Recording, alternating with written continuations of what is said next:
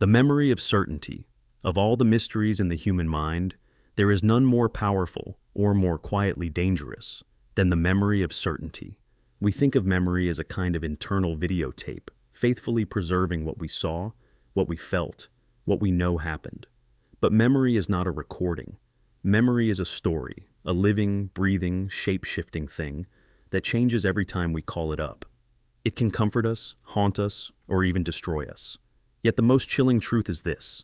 When a memory comes to us, it comes not as a question, but as a certainty. It feels real. It feels absolute. It feels like truth. And that feeling of certainty is the trap. Imagine standing in a courtroom, your heart pounding, hand raised. You are asked, "What did you see on the night of the crime?" You remember. You are sure. You recall a face, a gesture, a sound. You describe them with complete confidence. But what if, in that moment, you are wrong? Study after study shows that eyewitness testimony is among the least reliable forms of evidence. And yet, people have been convicted, lives have been ruined, because someone remembered with absolute certainty. The memory of certainty feels like proof, but it is only the echo of a story your mind built out of fragments, fear, and expectation. It starts early, this illusion. As children, we are taught to trust our memories. "What did you do today?" asks a parent. We answer, and they smile as if we have told them something true. But the science is devastating. Elizabeth Loftus, a pioneer in memory research, showed that memories can be implanted, edited, even erased. In one famous experiment, she convinced people that they had once been lost in a shopping mall as children. Some wept. Some described the store, the lights, the feeling of panic. None of it had happened. But their brains had woven the story together from suggestion, filling the gaps with images and emotions that felt just as real as anything that had ever actually occurred. Every time we remember, we are not replaying an old film. We are rewriting a script. Imagine your mind as a playwright, editing the dialogue, shifting the scenery, sometimes casting new actors in old roles. Think of your first day at school, the nervousness, the smell of chalk, the voice of a teacher. How much of that is real? How much is an echo of stories you've heard from family, from photos, from the haze of nostalgia? Our minds conspire to make the narrative neat, to smooth the edges of chaos. And every time we recall a memory, we introduce new errors, new emotions, new inventions. Over time, the story solidifies, not as a recording of what happened, but as the truth you now believe. The more you recall it, the stronger it feels, even as it drifts further from reality. This is why two siblings can argue for hours about something that happened 20 years ago. Each remembers it differently. Each is certain. You broke the vase. No, you did. They are not lying, not exactly. Each is telling the story their brain now believes. They are trapped by the memory of certainty. Now multiply that by 1,000,000 families, 1,000,000 disagreements, and the world is a web of memories. Each one felt as truth. Each one a little different. Each one shaped by fear, love, guilt, or pride. History itself is haunted by this phenomenon. How many wars, betrayals, or reconciliations have been decided not by what actually happened, but by what people remember happened? Nations are built on shared myths, memories repeated so often they become facts. But scratch beneath the surface, and you find conflicting accounts, hidden edits, wounds reopened with every new retelling. Consider the phenomenon of false confessions. Under pressure, frightened and exhausted, people sometimes begin to remember things they never did. They recount details with chilling conviction, even as the facts contradict them. Their memories become twisted, colonized by the suggestions of interrogators, the hunger for resolution, the ache to end uncertainty. And once that story is told, it becomes almost impossible to untangle truth from fiction. The memory of certainty has locked itself in place. Even in the mundane details of everyday life, the illusion persists. Think of the last time you misplaced your keys. You remember putting them on the table. You can see it in your mind. But then you find them in your jacket pocket. In that moment, your memory feels like it betrayed you. But it did not betray you. It never existed in the way you thought. What you experienced was not a factual record, but a convincing story, assembled from expectation and habit. Modern neuroscience gives us a chilling metaphor. Each memory is like a file stored on a hard drive. But unlike a computer, every time you open the file, your brain rewrites it. sometimes corrupting the data, sometimes adding details that never happened, sometimes erasing what was once there. You close the file, but now it is changed. And the next time you remember, you are not recalling the original event. You are recalling the last time you remembered it. Sometimes this can be a gift. Trauma, pain, and loss can be softened by the mind's tendency to reshape memory. Survivors learn to live with what happened by remembering it differently, less sharply, less cruelly. Memory heals by blurring the edges, erasing the worst, allowing us to move on. But this same process can turn joy to sorrow, or love to bitterness. The person you once adored becomes a stranger in your mind, their face changing with every retelling. You remember arguments more vividly than kindness, betrayals more clearly than forgiveness, and you are sure, absolutely sure, that this is the way it happened. The Mandela effect is a striking example of collective memory gone astray. Entire groups remember something that never was. A line from a movie, the spelling of a name, a public event. They argue with passion, united by the certainty that they are right. But the evidence says otherwise. How is it possible? Our brains are built for patterns, not for perfect recall. When enough people share the same reconstructed error, it becomes a false consensus. The memory of certainty wins again. Relationships are often the greatest victims. Couples break apart over things each swears they remember. Anniversaries forgotten. Promises made or broken. Events experienced through two entirely different filters. Each partner is certain, each wounded by the other's refusal to admit the truth. But what if the truth is that both are wrong, or that both are right, but in different ways? The memory of certainty becomes the silent wedge, driving people apart, not with lies, but with stories so convincing they feel like evidence. History, too, is shaped and reshaped by those who remember with certainty. Think of survivors of disasters, wars, or revolutions. Each tells a slightly different tale. Which is real? Sometimes none are. Sometimes all are, in their own way. What endures is not fact, but conviction. The sense that what you remember must be what happened because it feels so real. And so, myths become history, history becomes legend, and truth dissolves into memory's shifting fog. Science warns us, but rarely do we listen. Brain scans show that the parts of the brain responsible for imagination light up just as vividly as those responsible for memory when we recall an event. The difference between remembering and imagining is not as clear as we want to believe. Even when shown evidence that contradicts their memory, most people refuse to accept it. The memory of certainty is not just persistent, it is stubborn, unyielding, sometimes even dangerous. But perhaps there is hope in this strange fragility. If memory is a story, then we are its authors. We can learn to question our certainties, to hold our convictions lightly, to listen to the memories of others with humility and curiosity. The next time you are sure, absolutely sure, of what happened, pause. Ask yourself, what if I am only certain because my brain needs me to be? What if my story is just that? A story, powerful but imperfect. The memory of certainty is one of the deepest mysteries of being human. It binds us to our past, shapes our present, and guides our choices for the future. But it is not a judge or a jury. It is a mirror, sometimes fogged, sometimes cracked, always a little different from reality. In the end, we are all unreliable narrators of our own lives, struggling to make sense of what was, haunted by what we are sure we remember, and forever piecing together the puzzle of who we are. And maybe, just maybe, the courage to doubt our own memories is the beginning of wisdom. The Confidence Mirage. Imagine this. You're sitting in a room full of people. There's a question, a challenge, a debate about something that matters. Politics, science, health, history, even what really happened last weekend. There are facts on the table, memories in the air, and opinions flying like arrows. But listen closely. Not to the words, but to the voices. Who do you trust? The loudest? The most passionate? The one who sounds certain, as if their confidence alone is proof they're right?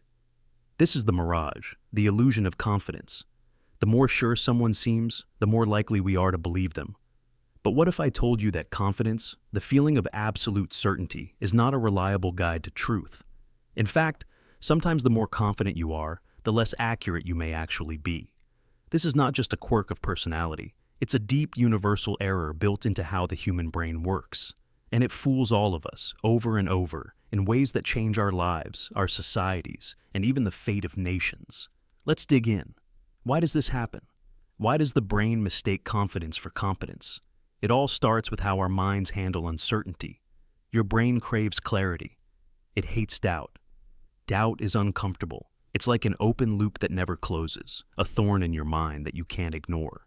So, when you're unsure, your brain tries to resolve that tension, not by seeking more evidence, but often by manufacturing the feeling of certainty.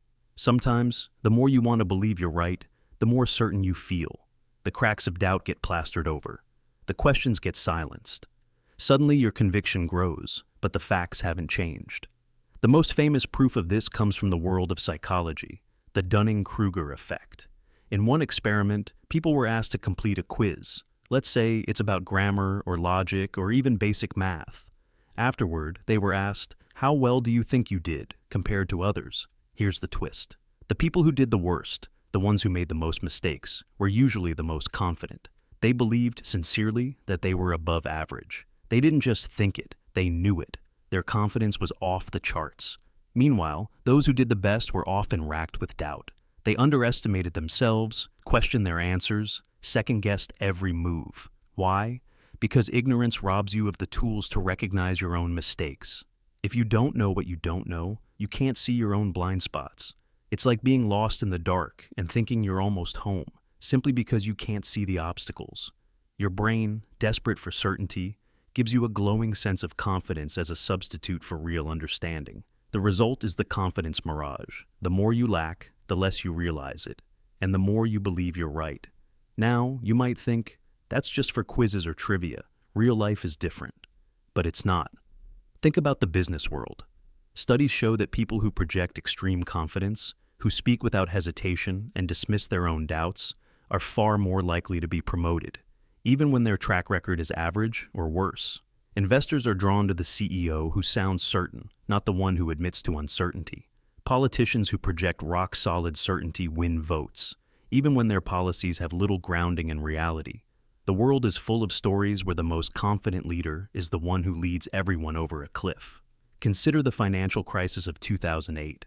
The world's most respected bankers, analysts, and investors, many of whom spoke with utter conviction about the safety of their strategies, turned out to be dangerously wrong. Their confidence didn't just hide their mistakes, it amplified them. It made others trust them, follow them, ignore warning signs. The cracks of doubt were papered over with bluster. And the cost? Trillions lost, millions jobless, and a wound in the global economy that took a decade to heal. Or look at history's greatest failures and tragedies. Time and again, disasters unfold, not because no one saw the risks, but because those in power were too sure of themselves to listen. The captain who sails into a storm, believing the ship unsinkable. The government that ignores warnings of famine, convinced their plan is flawless. The inventor who dismisses critics, certain their device will work. The consequences of the confidence mirage aren't just personal, they can be catastrophic. But what about on a personal level? The confidence mirage shows up in everyday life, in ways we don't notice. You're arguing with a friend about a movie, a memory, a road you once traveled. Both of you feel completely sure. Both of you remember it clearly. But only one of you can be right, or maybe neither is. The more you argue, the more certain you become, and the less likely you are to question your own recollection. This is why eyewitness testimony in courts is so unreliable. People can stand up, hand on heart, and swear to things that never happened, because their confidence feels like proof, even when their memory is just a reconstruction. Innocent people go to jail, truth gets buried, all because the mind confuses certainty for reality. There's another, darker side. Sometimes the confidence mirage is used as a weapon. Think of con artists and cult leaders. They exude total certainty, a magnetic assurance that draws others in. Their confidence creates a reality distortion field, making others doubt their own judgment. How could they be so sure if they were wrong, we ask ourselves. The answer? Because the mind doesn't check for evidence when the feeling of certainty is strong enough. It accepts the illusion. This is why overconfidence is one of the most dangerous cognitive biases we carry. It blinds us to risk, makes us ignore warning signs, and keeps us locked inside our own beliefs even as the world shifts around us. It divides families, communities, even nations. Each side in a conflict becomes more certain, more righteous, more blind to their own errors. But here's the paradox. Doubt, the very thing we avoid, is actually a sign of wisdom. The world's best scientists, thinkers, and leaders are not those who feel most certain. They're the ones who question themselves constantly. They check their assumptions, test their beliefs, admit their ignorance. Richard Feynman, the legendary physicist, once said, "I can live with doubt and uncertainty and not knowing." That's not weakness. That's the source of discovery. So, what do we do about the confidence mirage? The first step is to recognize it in ourselves. Notice when you feel absolutely sure. Ask yourself, what evidence am I missing? What could I be wrong about? Invite the discomfort of uncertainty. Make friends with doubt. It doesn't mean you can never trust your judgment. It means you hold your beliefs lightly and change them when new facts arise.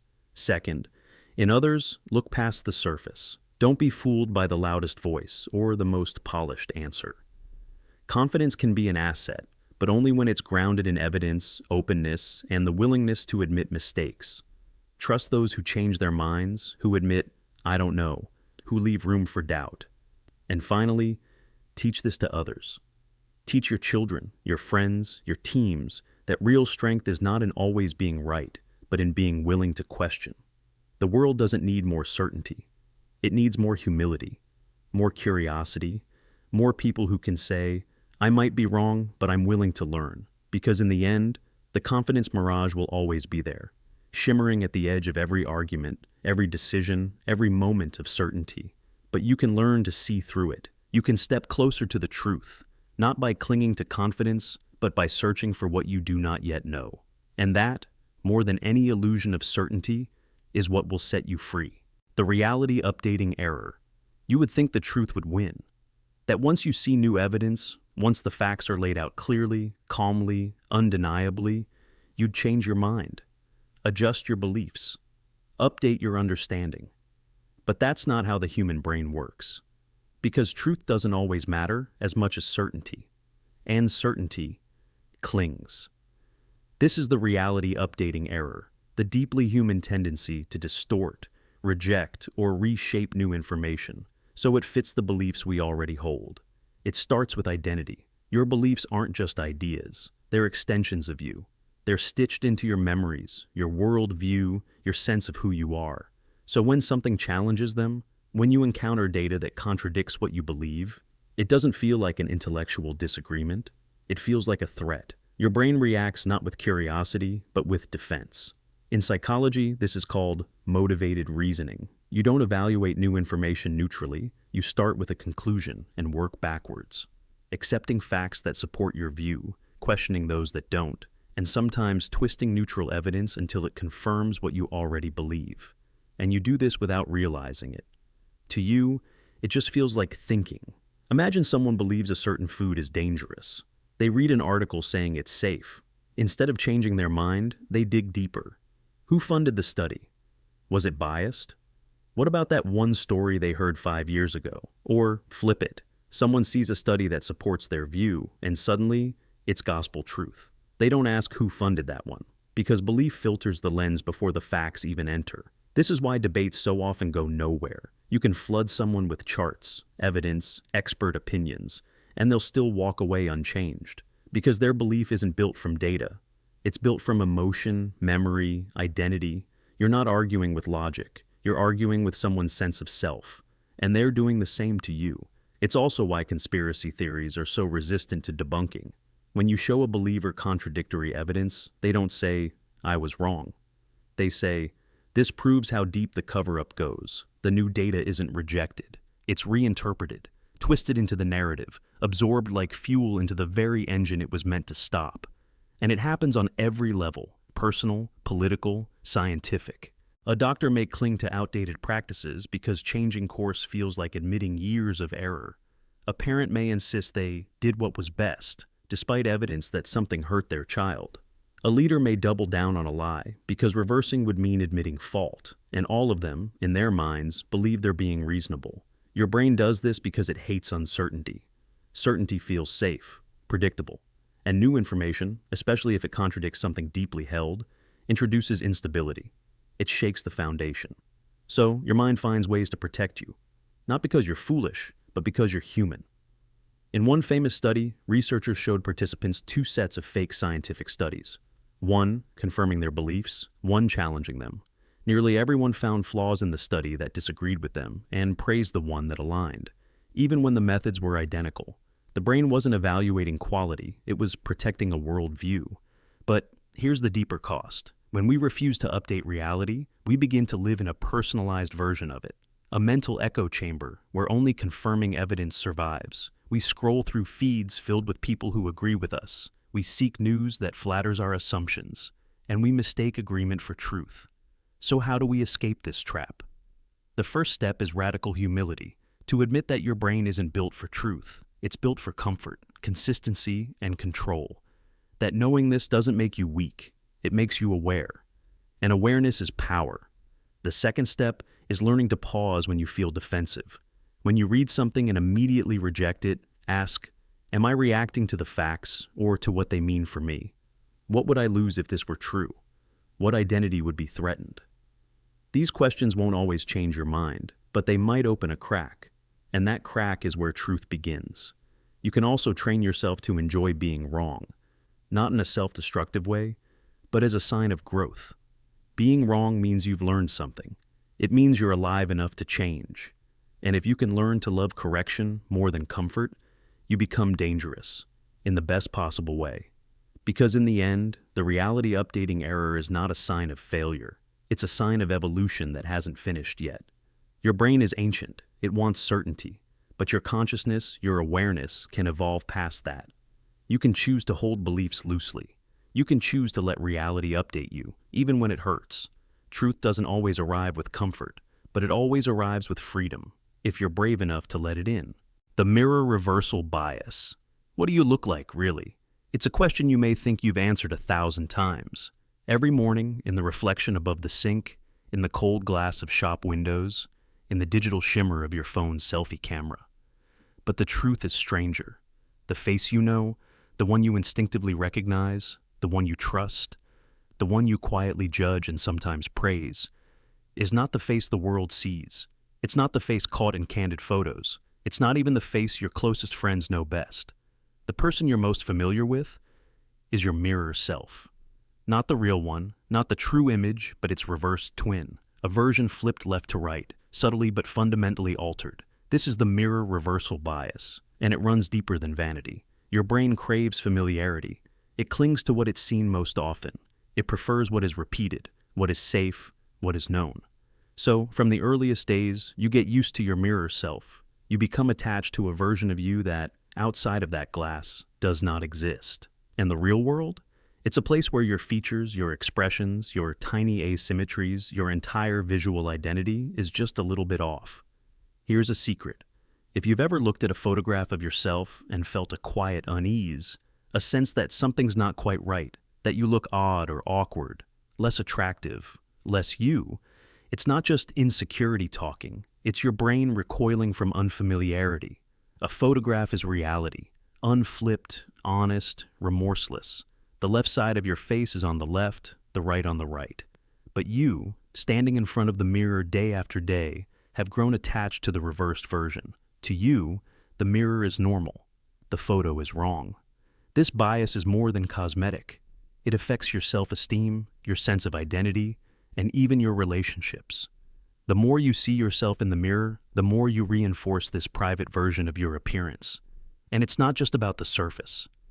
Every subtle difference, every slight tilt of your mouth, the arch of an eyebrow, the part in your hair, these are all swapped in the mirror. The very face you call your own is not what the world sees, but a private, reversed copy that feels like home. Think about this. Artists, especially those who draw self-portraits, are often startled when they see a photograph of their own work flipped. The portrait they spent hours on suddenly looks wrong, unbalanced, awkward. Why? Because their brain has internalized their own reversed image from the mirror, and when reality reasserts itself, the illusion breaks. Even celebrities whose faces are recognized by millions have spoken about hating the way they look in candid photographs. The faces we love, the ones we present to the world, are not the faces we see when we're alone. This phenomenon isn't limited to our faces either. The mirror reversal bias is a quirk of the human mind, a demonstration of how our brains shape reality through repetition and preference, how familiarity warps truth. Psychologists have studied this in controlled experiments. Participants are shown both a normal photograph and a mirror-reversed version of their own face. Overwhelmingly, they prefer the mirror image, but their friends, people who know them only as they really are, prefer the true unreversed photograph. Two truths colliding. Which is real? Which do you trust? This subtle split between mirror me and real me creates ripples. Some people spend their lives chasing after a perfect selfie, never quite satisfied, haunted by a sense that something is always off. Some go so far as to edit their photos, flipping them horizontally to match the image they know best. The camera becomes the enemy, the arbiter of a reality that never feels quite right. In a world obsessed with appearances, the mirror reversal bias quietly fuels anxiety, insecurity, and even self-doubt. But this isn't just a personal illusion. It's a window into how the mind works. The mirror reversal bias is a form of mirror exposure effect, a well-documented psychological principle that says the more you encounter something, the more you like it, the more comfortable it feels. It applies to faces, to words, to music, to art. But with your own face, the effect is amplified. Your brain's primary visual model for yourself is built on that reversed image. The result is a deep-rooted, almost unshakable familiarity that trumps objective truth. Consider this. If you're right-handed, you're used to seeing yourself in the mirror as a lefty. The way you part your hair, the side you smile from, the angle you hold your phone. All of it is backwards.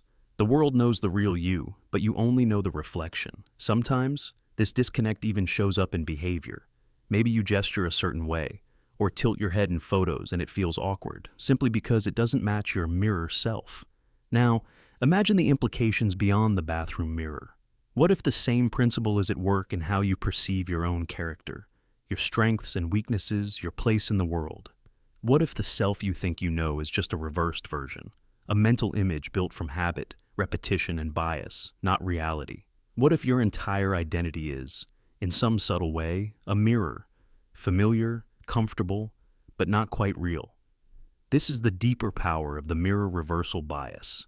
It's not just about faces. It's about the stories we tell ourselves, the beliefs we hold, the illusions we never question. The more we repeat a thought, a judgment, a version of ourselves, the more real it feels. The more we reject or ignore the truth outside the mirror. This bias also echoes through history and culture. Ancient myths and fairy tales are filled with mirrors, portals, warnings, twisted realities.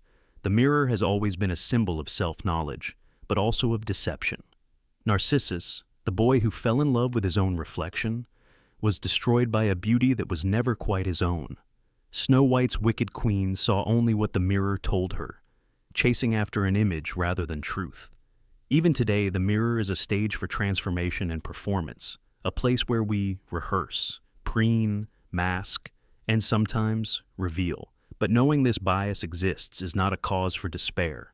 It's an invitation to curiosity, to see yourself and others with fresh eyes, to question the familiar, to notice the small ways your mind shapes what you believe, to seek reality instead of just comfort. The next time you see a photograph of yourself and cringe, pause. Ask yourself, is this really me, or is it simply unfamiliar? The next time you find yourself doubting, chasing perfection, or fearing how others see you, remember, even your own brain plays tricks. In the end, the mirror reversal bias is a reminder that perception is not reality, that the mind prefers the known over the true, that what feels right is not always what is real, but it also means you are not as flawed as you think, not as odd, not as awkward, not as out of place. The world sees a version of you that is whole, balanced, and real, even if you don't recognize it. Maybe, just maybe, learning to accept that version is the first step toward real self-acceptance. So, the next time you catch your reflection, remember, you are not just the person in the glass. You are more than a reversed image, more than a familiar illusion. You are real, whether you recognize yourself or not. And the world is waiting to meet the true you. The Snapshot Illusion. You close your eyes and call up a memory. Maybe it's a summer afternoon when you were a child, chasing the sun on your bike, wind in your hair. Maybe it's your first heartbreak, or the way your mother's voice sounded in the kitchen, or the night you stood under a city's neon lights, heart pounding, feeling infinite. You see it in your mind. So vivid, so detailed, so certain. It feels like a snapshot, a perfect frozen photo tucked away somewhere inside your brain, waiting for you to retrieve it, unchanged, untouched by time. But that, right there, is the snapshot illusion. The feeling that your memories are fixed, faithful, and true, when in reality, they're more like living paintings, blurred by time, altered by emotion, and remade each time you remember them. The truth is, every act of remembering is also an act of rewriting. The memory you hold right now is not the one you first made, nor the one you'll recall in another year. It is an evolving portrait, colored by who you are today and what you need it to be. This is one of the deepest, strangest truths about the human mind. Your memories are not preserved. They are reconstructed. And that reconstruction is never perfect. It's more like restoring an old, damaged painting using only scattered brushstrokes and guesses about the original colors. You fill in the missing pieces, sometimes without knowing it. You smooth out the flaws, sharpen the details that matter to you, and let the background fade away. In this way, your past is never quite as you remember it. It's a living, shifting mosaic, never a static photograph. Science has proven this over and over. Take, for example, the famous Lost in the Mall experiment. Psychologist Elizabeth Loftus showed that it is possible to implant entirely false memories into people's minds, simply by suggestion and repetition. She asked participants to remember getting lost in a shopping mall as a child, a thing that had never happened to them. Yet, after several sessions, many recalled the invented event in detail, what the mall looked like, how they felt, who found them, even what shoes they wore. The memory felt real. It felt like a snapshot. But it was a painting, freshly made, drawn in the mind's attempt to make sense of a story. You might think you're immune to this, that your most precious moments, your childhood, your triumphs, your griefs, are immune to distortion. But every single memory, from the trivial to the traumatic, is filtered through the same process. Your brain does not store events the way a computer does. There is no archive of raw video footage waiting to be played back. Instead, your brain stores traces, fragments of sights, sounds, emotions, and meanings scattered across millions of neural connections. When you remember, you're not retrieving a photo. You're assembling a collage, guided by clues, instincts, and expectations. That's why two people can witness the same event, a wedding, a car crash, a birthday party, and later describe it so differently. It's why siblings remember their childhoods in ways that barely resemble each other's stories. Each mind draws its own version, shaped by personality, mood, need, and bias. Even the act of telling the story changes it. Each retelling reinforces some details, erases others, and deepens the grooves of whatever emotion you felt last time. If you were sad the last time you remembered your father, you might recall him as more distant than he was. If you were hopeful, maybe he seems kinder or stronger. Your memories, like clay, are shaped by the hands that hold them. Consider the emotional power of nostalgia. Have you ever looked back on a childhood moment, a festival, a meal, a walk with an old friend, and felt a rush of warmth? It feels pure, untouched, perfect. But nostalgia is not a window to the past, it's a filter. It amplifies the colors you miss, softens the edges of what hurt, and gives the past a glow that reality never had. The pain fades, the joy shines brighter, and soon you're longing for a version of events that never quite existed. In this way, your memory is not just a record, it's a comfort, a story you tell yourself, a way to survive the present. But memory can also be a weapon, even against ourselves. Traumatic memories often work the same way, growing sharper and more painful with each recollection. Sometimes, details grow in the telling, what you saw, what you felt, who betrayed you, who saved you. The more you revisit a wound, the more it seems to bleed. But even these memories, as agonizing as they are not immune to change. They too are redrawn, often becoming more vivid or even warped as time passes. Some details may become exaggerated, others vanish entirely. The snapshot illusion tricks you into believing that your pain is exact, when in fact it is constantly evolving. This is why eyewitness testimony is so unreliable in courts. Decades of psychological research show that witnesses are often certain, even when their memories are flat out wrong. The confidence you feel is not proof that the memory is accurate. It's just proof that the story has been rehearsed, felt, and retold so many times that it is hardened into fact, even if it's fiction. Here's another example. Imagine a family gathering. Years later, you argue with your brother about who knocked over the vase in your grandmother's living room. You swear it was him. He swears it was you. Both of you can picture the moment. Both can describe the sound, the faces, the aftermath, but only one can be right, or perhaps neither. Maybe the truth is lost, edited away, overwritten, replaced by more recent memories. Your mind hates a gap, so it fills it with the best guess, and you move forward, never knowing. Why does the brain do this? Why not store everything faithfully, perfectly, once and for all? The answer is simple, and also profound. Evolution never wanted you to be an archivist. Memory is not for remembering the past, but for surviving the present and preparing for the future. Your brain bends the past to fit your needs. It edits out pain that serves no purpose, rewrites stories to make sense of chaos, and reinforces lessons you need to carry forward. If a memory helps you avoid danger, it is sharpened. If it only drags you down, it might fade or change until it loses its sting. This is the heart of the snapshot illusion. The memories you cling to, your first love, your greatest failure, your childhood fears, are not preserved in amber. They are alive, shifting, adapting as you do. They change when you change. Every time you recall a moment, your brain rewires itself just a little, integrating the present into the past, making the memory less about what actually happened and more about what matters now. Think about the last time you told a story from your life. Did you embellish a little? Skip a detail? Change the order of events to make the point clearer, or the joke funnier, or the lesson stronger? That's your mind, painting. Not lying, just making meaning. And after telling it, the story you now remember might be closer to the version you told than to the truth of what actually happened. The implications are huge. If our memories are unreliable, if our past is always being redrawn, then what does that mean for our identity, for our sense of self? Who are you, if not the sum of your memories? Maybe you're a story in progress, not a photograph, but a painting in motion. Each new experience is a brushstroke, each memory a shade that deepens or fades, and you are both the artist and the canvas. So the next time you look back on your life, when you close your eyes and see that perfect frozen snapshot, remember that what you're seeing is only a possibility, not a proof. The memory is alive, and so are you. Instead of fearing the blur, embrace it. Recognize that to be human is to edit, to reimagine, to make meaning from fragments. Our past is not a fixed place we can visit, but a story we keep painting as we go. And in that endless act of creation, maybe we find something even more beautiful than truth. The power to become new each time we remember. The invisible gorilla error.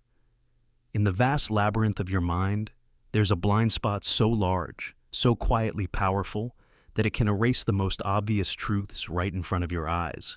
You think you see the world as it is.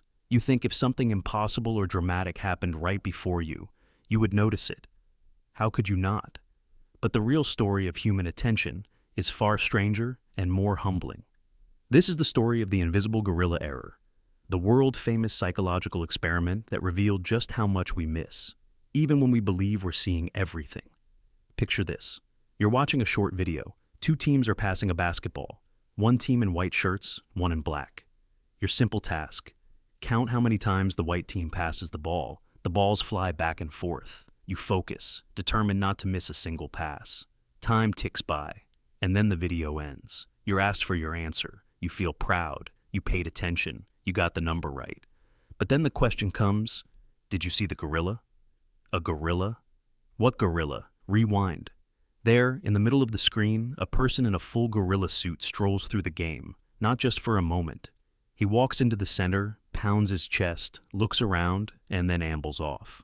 In the original 1999 experiment by psychologists Christopher Chabris and Daniel Simons, nearly half of all viewers never saw him at all. They were so focused on the basketball, on counting each pass, that their brains simply erase the giant, undeniable presence at the center of the action. This isn't stupidity or lack of observation. It's a quirk of the mind called inattentional blindness. When your attention locks onto a task, your brain ruthlessly edits out anything that doesn't fit the mission. To survive, to function, your mind must filter a fire hose of sensory data into a manageable trickle. Most of the world is ignored, discarded, or compressed. What remains feels complete and true, but it isn't. You're not seeing reality. You're seeing the version of reality your brain thinks you need. Think about how often this error shapes your life. Have you ever looked everywhere for your phone, only to realize it's in your hand? Ever driven home on autopilot, unable to remember a single detail of the journey? Or been so caught up in your own thoughts that you miss a friend waving from across the street? These moments aren't failures of intelligence. They're the cost of selective attention. Your brain is a masterful storyteller, giving you just enough details to keep the narrative smooth, cutting away all that's irrelevant, even if it's a gorilla. The consequences can be much deeper than embarrassment or confusion. In high-stakes situations, like operating room errors, airline disasters, or eyewitness testimony, people can miss crucial, even life-or-death details, simply because their minds are occupied by another task. Police officers searching for suspects, drivers watching the road, doctors reviewing charts, all can fall victim to the invisible gorilla. The more you concentrate on what you think is important, the more invisible everything else becomes. One of the most haunting lessons is that you rarely know what you missed. The memory of the event feels whole. The gaps are invisible, filled in by the mind. This is why eyewitness accounts, even given with conviction, are so unreliable. This is why teams of experts can review the same video and come away with different stories. Our minds are not cameras, they are sculptors, carving reality to fit the shape of our attention.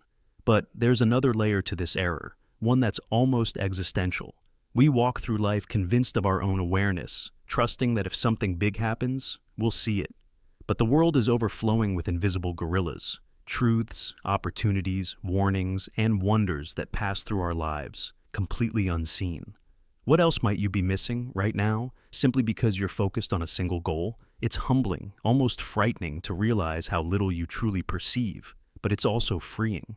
Knowing this flaw lets you question your own certainty. It invites you to step back, broaden your view, and stay open to the unexpected. Maybe next time, you'll notice the gorilla. Or maybe you'll realize there's always more in every moment than you could possibly grasp. In the end, the invisible gorilla error is not a defect. It's a survival trick, one that let your ancestors track prey, escape danger, and solve problems by shutting out the noise.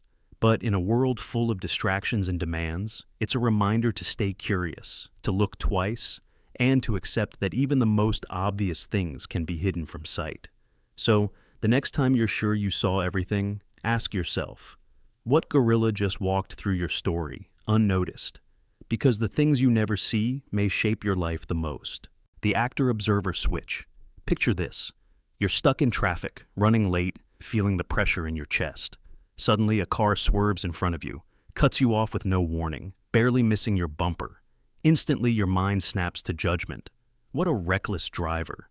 Careless, probably selfish, impatient, maybe even just a bad person. But let's say, minutes later, you find yourself having to cut across lanes because you almost missed your turn. Maybe you apologize under your breath, maybe not. In your head, it's not about you being reckless, it's about the situation. You were late, the sign was hidden, you didn't see your exit until the last second. Anyone would have done the same.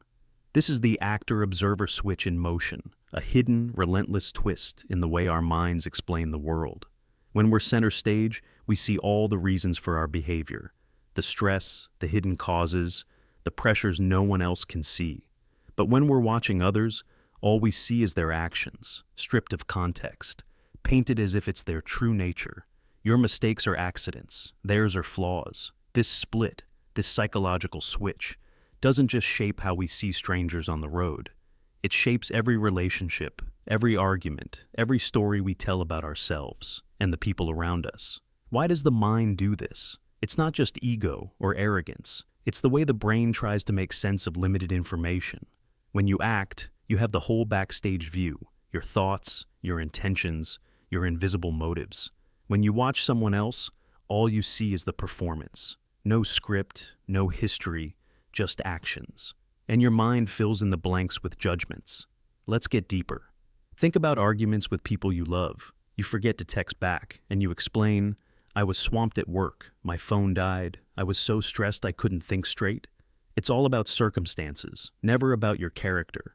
But if your partner ignores your message, maybe your first thought is, they're thoughtless. They don't care enough. They're always like this. The same action, two totally different explanations. The mind rewrites reality depending on who's holding the spotlight. This phenomenon isn't just a quirk. It's a fundamental distortion baked into how we perceive human behavior.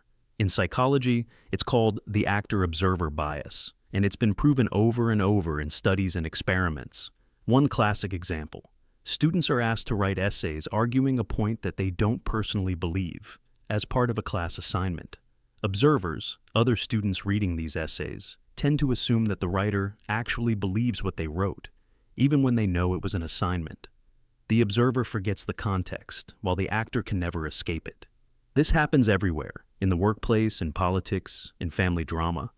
If a coworker misses a deadline, you might think they're lazy or unorganized. If you miss a deadline, you remember the avalanche of emails, the last-minute requests, the unexpected emergency that threw your schedule into chaos. If a politician stumbles in a speech, supporters blame the media, the lighting, the pressure. Opponents say it's proof of incompetence. The same event, filtered through different lenses, becomes a reflection of either circumstance or character, depending on who's watching and who's performing. Even in criminal justice, the actor-observer switch warps our sense of fairness. When someone commits a crime, our first impulse is to blame bad character, a bad seed, a dangerous mind. But if we ourselves break the rules, we reach for explanations, desperation, fear, poverty, or a moment of overwhelming stress. This divide isn't always malicious. It's just how the mind defaults when piecing together the story of cause and effect. The consequences are everywhere, often unseen, but deeply damaging. Friendships shatter because one side feels misunderstood, judged not by their intentions, but by their worst mistakes.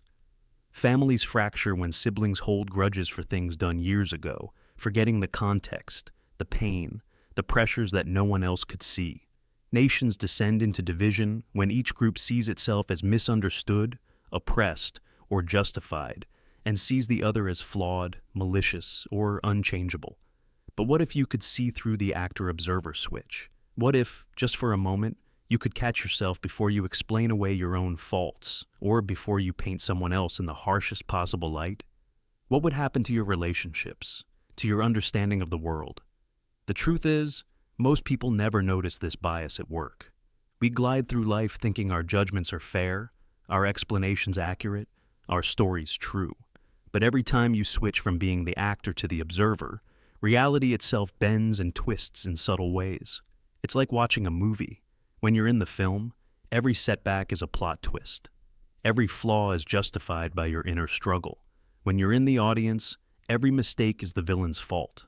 Every stumble is a sign of weakness. To change this, you need to practice radical empathy, a willingness to step out of the spotlight, to imagine what pressures and contexts are pushing and pulling on someone else, to ask, not what's wrong with them, but what might they be going through, and to turn that same lens on yourself. Instead of excusing every misstep as the fault of circumstance, to ask, what does this say about me? What can I learn? Where do I need to grow?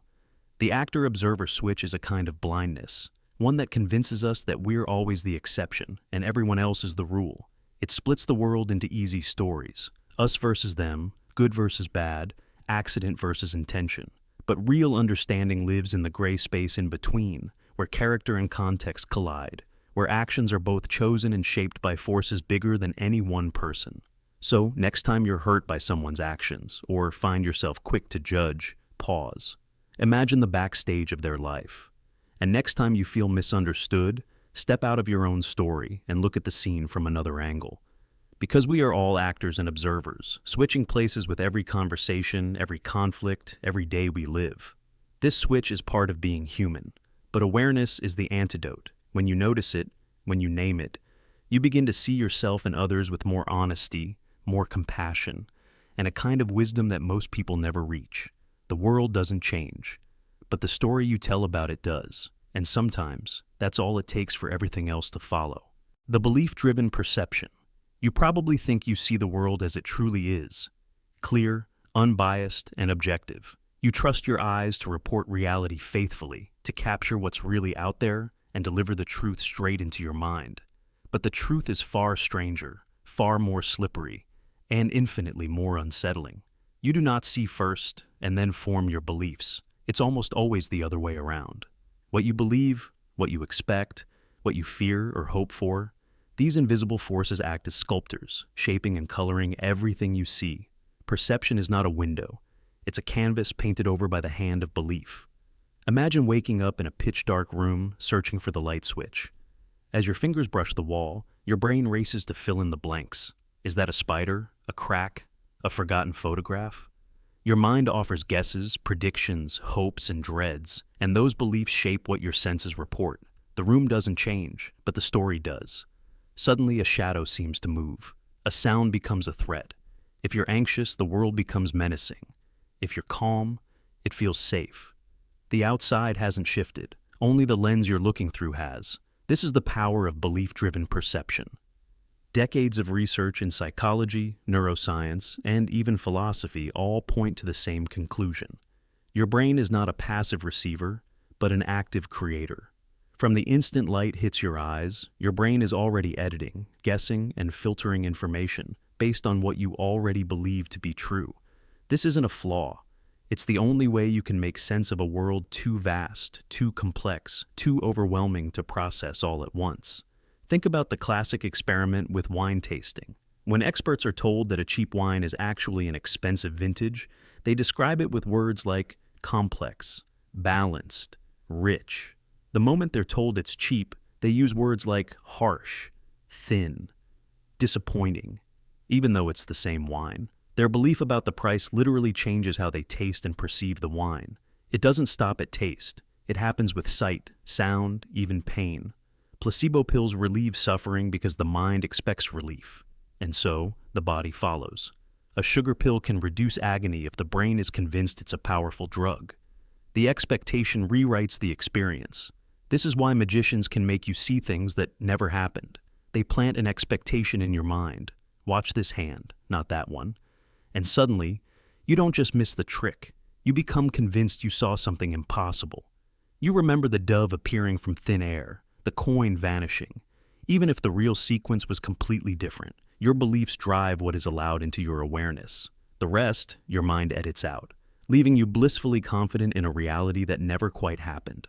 Belief-driven perception is everywhere, shaping lives in ways both ordinary and profound. In relationships, if you expect someone to be cold or unfriendly, you notice every slight, every silence, every pause. You miss their warmth, their kindness, the moments that don't fit your expectation.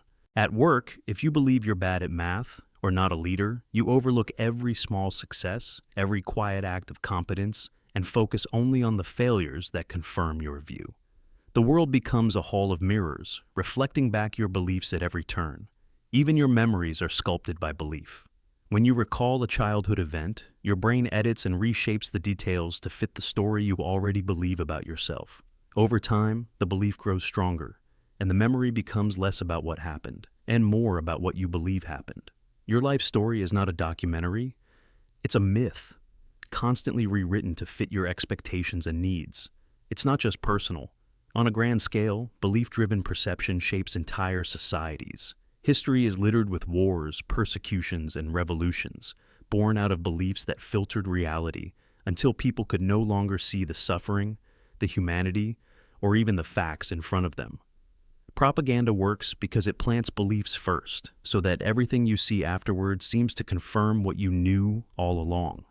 Mass hysteria, moral panics, even economic bubbles are fueled by crowds seeing the world through the same set of shared beliefs. And yet, this isn't just a warning about how easily we can be fooled. It's also a key to unlocking change. Because if your beliefs sculpt what you see, then changing your beliefs can reshape your entire reality. This is the heart of every therapeutic breakthrough, every moment of growth or insight. When you challenge a belief about yourself, about others, about the world, You open up new ways of seeing, new possibilities, new patterns. A person who believes they can change is suddenly able to notice opportunities, solutions, and strengths that were invisible before. The world expands not because reality changed, but because the filter did. Artists know this truth deeply. A painter sees light and color in a way that most people miss because they believe in the beauty and significance of what they're looking at. A musician hears melodies and rhythms in the everyday chaos because they believe in the hidden music of the world. Even scientists are guided by beliefs, hypotheses, theories, hunches that help them see patterns in the noise and question what the rest of us accept as obvious. There's a danger, of course. Belief-driven perception can blind you to what's real, trap you in delusion, or make you ignore uncomfortable truths. But it can also set you free, helping you see new worlds within the old, new answers in the ancient questions. The secret is to remain curious, to hold your beliefs lightly, to test them against experience, instead of using them as armor against the unknown. So, the next time you find yourself sure of what you see, pause. Ask yourself, what do I already believe, and how might that be shaping what's in front of me? What expectations am I bringing into this moment? What am I not seeing because it doesn't fit the story I already have? If you can learn to notice the filter, you can begin to clean it, to adjust it, even to choose it. You can begin to see not just what you expect, but what is really there. And in that space, between belief and perception, lies the real power to change yourself, your relationships, and even the world around you. Because you don't see and then believe, you believe and then you see. The lens comes first, reality comes second. And sometimes, the greatest transformation begins not with seeing the world differently, but with believing that you can. The clarity of hindsight. You think you saw it coming. You think you knew. You look back and say, of course it happened that way, as if the signs were obvious, as if the ending was inevitable. But what if that feeling of clarity, of knowing, of foresight, is a lie your mind tells you, not out of malice, not out of ego, but out of structure, to make sense of the past, to give chaos a story? That's the clarity of hindsight, and it's more illusion than insight. You felt it before. The twist ending of a movie that suddenly makes perfect sense. The breakup you didn't expect, but now seems like it was always coming. The stock you didn't invest in that soared, and now you convince yourself you were this close to predicting it. That creeping sensation that you always knew. When the truth is, you didn't. You were confused. You were uncertain. You hesitated. You debated. But now, the outcome has arrived. And the brain, in its hunger for coherence, rewrites the past to match the present. Psychologists call it hindsight bias, and it's one of the most quietly dangerous distortions of the human mind. It convinces us that we are better at predicting life than we really are. It erases the uncertainty we once felt. It smooths out the doubt. It makes decision-making in the past seem easier than it truly was. And in doing so, it teaches us the wrong lessons. It makes us overconfident, arrogant, detached from reality. Let's say you failed an exam. After the results come in, you tell yourself you knew you didn't study enough. But rewind a week and you will find yourself nervously optimistic. You weren't sure. You hoped you'd pass. That's the real story. But the brain rewrites it. Because once the outcome is known, we hate to remember our own uncertainty. We don't like stories that feel chaotic.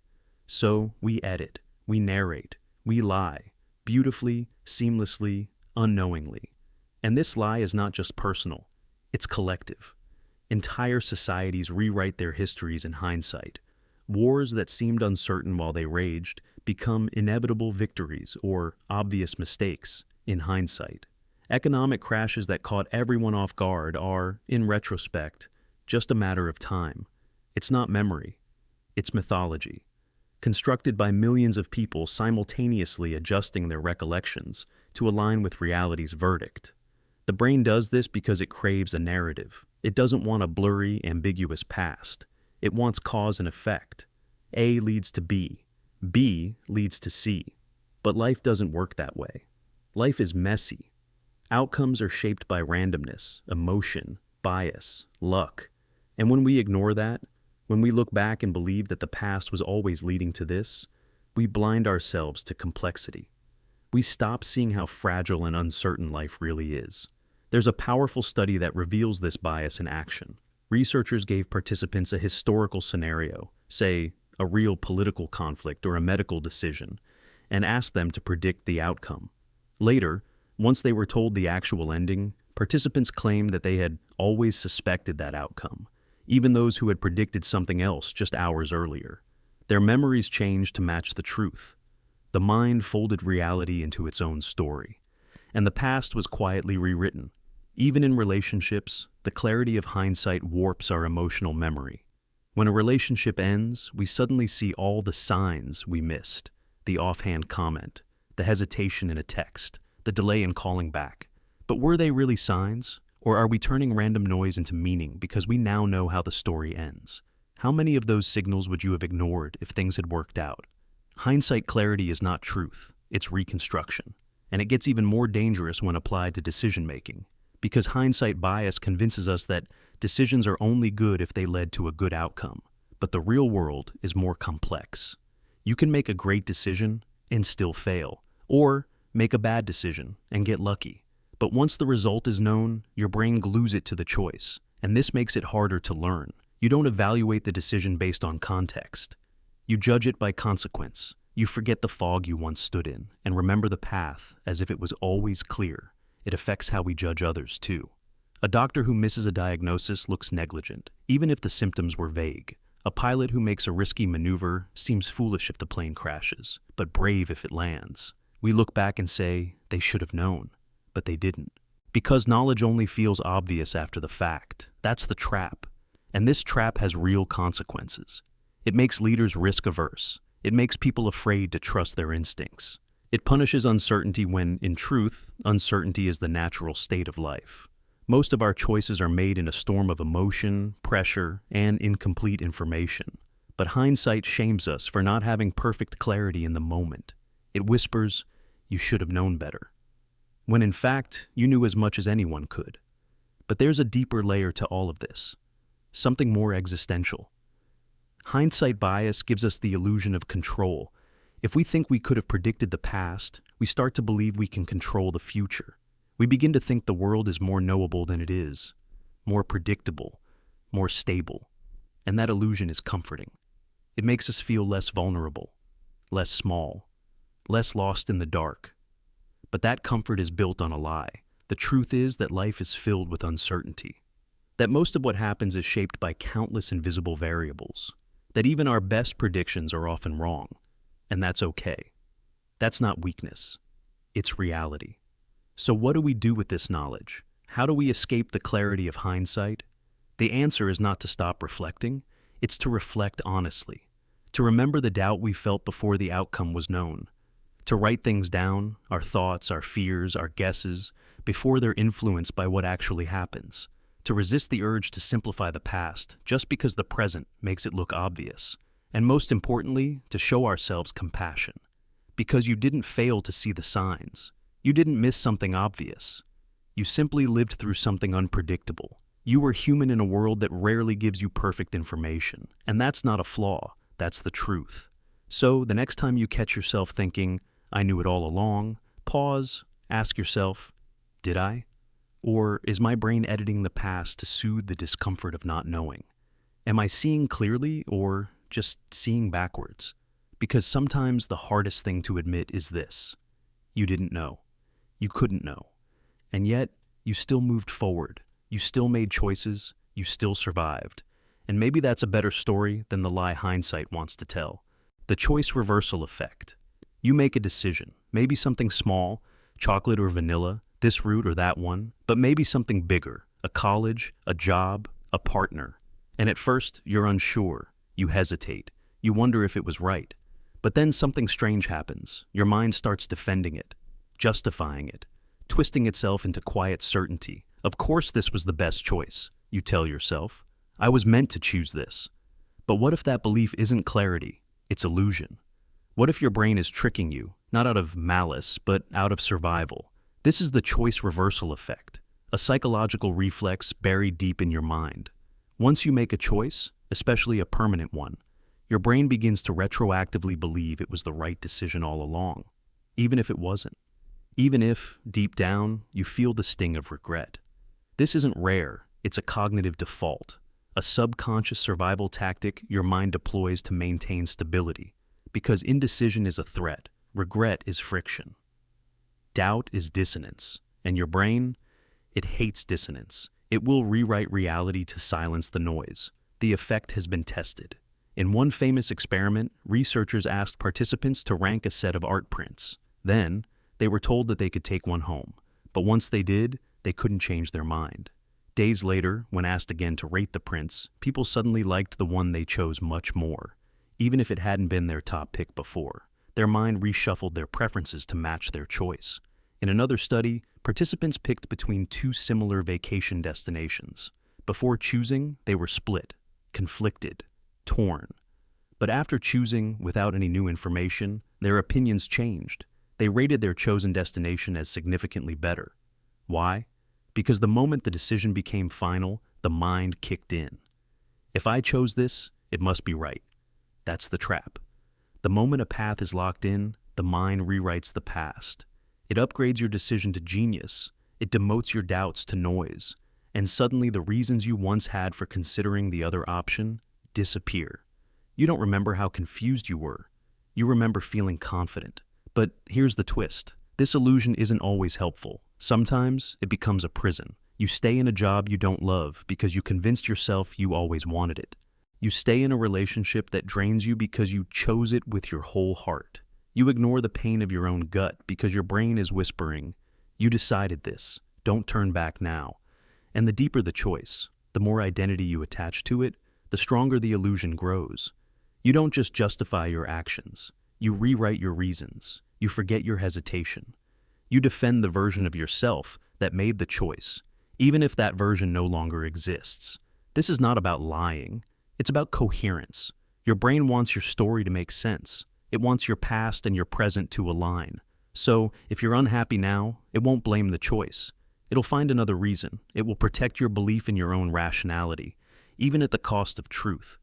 It's why people stay in cults, in harmful ideologies, in broken systems. They look around and say, "I made this choice. I must have had a good reason." The longer they stay, the stronger that illusion becomes. Because to admit regret is to unravel the whole story, and that unraveling is terrifying. But what's most terrifying is how often we were unaware of it. We walk through life believing that our preferences shape our choices, when in truth, our choices shape our preferences. The order is reversed. The cause becomes the effect, and we never notice. Think about this. You decide to move to a new city. At first, you feel nervous, lonely. You miss your old home, but you tell yourself, "This is better." You begin to notice only the good things. You downplay the losses. You become the champion of your decision, not because it was right, but because it was done. And the alternative, that's buried. That's edited out. It's not just personal. Marketers use this. Politicians rely on it. Once you buy something, vote for something, stand for something, your brain defends it. You want to believe you were smart, informed, intentional. You don't want to believe you were persuaded, manipulated, or unsure. But the deeper truth is, every choice is a story, and your brain wants that story to end well, so it will fill in missing details, add a moral, blur the doubts. And you will believe it because the alternative is emotional chaos. The choice reversal effect is comfort masquerading as clarity. It's why so many of us stop questioning, stop exploring, stop changing. We think we're being consistent. In truth, we're being rewritten by ourselves. But here's the powerful part. Once you see the effect, you're not bound by it. You can learn to ask harder questions, to sit with regret, to welcome the discomfort of uncertainty. You can look back on a choice and say, maybe it wasn't the best, but I'm still here, and I can choose again. Because no choice defines you forever unless you let it. You are not the version of yourself who made that decision. You've grown. You've learned. And sometimes the most courageous thing you can do is break the illusion. Admit it. Reconsider it. Walk away. Your mind wants safety, but your soul wants truth. And sometimes, the only way forward is to admit that maybe, just maybe, what you chose wasn't right. And that's okay. Because the ability to question your past is the first step to reclaiming your future. The storytelling trap. Your mind is not built for randomness. It's built for stories. And because of that, you live inside an illusion more seductive and more dangerous than any lie someone else could ever tell you. It's the lie you tell yourself. A lie stitched together by your own brain, without your permission, in a voice that sounds like truth. This is the storytelling trap. From the moment you wake up to the moment you fall asleep, your mind is weaving meaning into everything. You bump into someone on the street and suddenly it's fate. You fail a test and it becomes part of your identity. I've always been bad at this. You get sick and your brain tries to find a moral reason. Was it punishment? Was it stress? Did you deserve this somehow? You don't just experience life, you explain it. And you do it even when there's no explanation to be found. This trap is ancient. It evolved to help us survive. In a chaotic world full of predators, diseases, and disasters, the human brain developed the ability to connect dots, to link cause and effect, to see patterns in the noise. That rustling in the bushes? It might be the wind. But if you assume it's a lion and run, you live. Pattern detection became a survival skill, but over time, it turned into something else, a need for narrative. You crave coherence. When something random happens, your brain rushes to organize it. Even in dreams, where logic breaks down, your mind tries to explain the absurd. You wake up from a nightmare and instinctively search for meaning. It's because I watched that movie. It's because I'm anxious about work. But the dream wasn't a message, it was noise. And still, your mind framed it like a message. This is the storytelling trap in action. Your need to turn chaos into a story so powerful that you mistake the story for truth. When your relationship ends, you write a script. Maybe they were always cruel. Maybe you were never enough. Maybe this was destined to happen. But relationships are messy. People are messy. And most endings are a tangle of miscommunication, timing, and accident. Still, your mind smooths it into a clear arc. Beginning, middle, betrayal. Because that's easier to live with than uncertainty. Consider a famous experiment, and as two shapes, a triangle and a circle, move around a screen. Nothing else. Just shapes. And yet, almost every participant invents a story. The triangle was chasing the circle. The circle was scared. They were fighting. Your brain cannot help it. It creates intention, emotion, motive from geometry. Now, imagine how many of your life's turning points are just shapes on a screen. A glance, a delay, a coincidence. But you've turned them into the plot points of a personal mythology. He looked away. He must hate me. I didn't get the job. Maybe I'm cursed. She called just as I was thinking about her. It must mean something. But none of this is necessarily true. Your brain stitched a story to make the randomness feel manageable. This is why conspiracy theories spread so easily. The world is terrifying and complex. It feels out of control. But if you believe in a secret plot, if there's a villain pulling the strings, it feels safer. It means someone is in control, even if that someone is evil. Chaos is harder to accept than evil. And that's the terrifying power of the storytelling brain. It would rather believe in villains than believe in chance. Even science falls into the trap. Researchers design experiments and analyze results, but they must constantly guard against narrative fallacy. The temptation to build a story from data that may simply reflect coincidence. Just because two things happen together doesn't mean one caused the other. But your brain doesn't care. It just wants a reason. This is also why memory becomes unreliable. You remember events not as they happened, but as they fit into your personal narrative. If you see yourself as a victim, you might erase moments of power. If you see yourself as a hero, you might forget your mistakes. And you don't do it consciously. Your mind edits the footage behind your back, deleting frames and rewriting lines until the story makes sense. But here's the danger. The story you tell yourself becomes the reality you live in. If your inner narrative says you're always unlucky, you stop taking chances. If it says people always leave you, you sabotage relationships. If it says you're broken, you stop growing. The story becomes prophecy. And what's worse, you don't know you're doing it. The narration in your head feels like a mirror, but it's a painting. So what can you do? You can't stop your brain from creating stories, but you can start noticing them. You can ask, what's the story I'm telling myself right now? Is it based on facts or on feelings? Is it helping me or harming me? Is it true or just comforting? The power of the human mind is breathtaking. We can write novels, imagine futures, create entire worlds in our heads. But that power cuts both ways. The same gift that makes you creative can make you deluded. The same instinct that helps you understand others can trap you in lies about yourself. The storytelling trap is not evil, it's human. It helped our ancestors survive. It helps us make sense of grief and joy and loss. But it's also the voice that whispers explanations when none exist. That invents blame, predicts doom, and spins tragedy into scripts. If you can see the trap, you can loosen its grip. You can hold your stories more gently. You can begin to live not inside the tale you've told yourself, but in the raw, beautiful, unpredictable truth of life as it really is. Not everything is a message. Not everything has a plot. Sometimes things just happen. And that's okay. The false familiarity, glow. You're scrolling online. A face flashes by, a headline, a slogan, an image. You barely register it. You don't stop. You don't click. It's just a moment. But days later, when that same face appears again, or that same message pops up, something inside you leans toward it. It feels right. It feels true. And you can't explain why.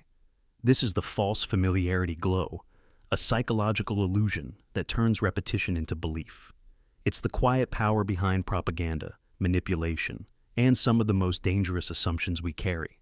If your brain sees something more than once, even briefly, even meaninglessly, it starts whispering that it's correct.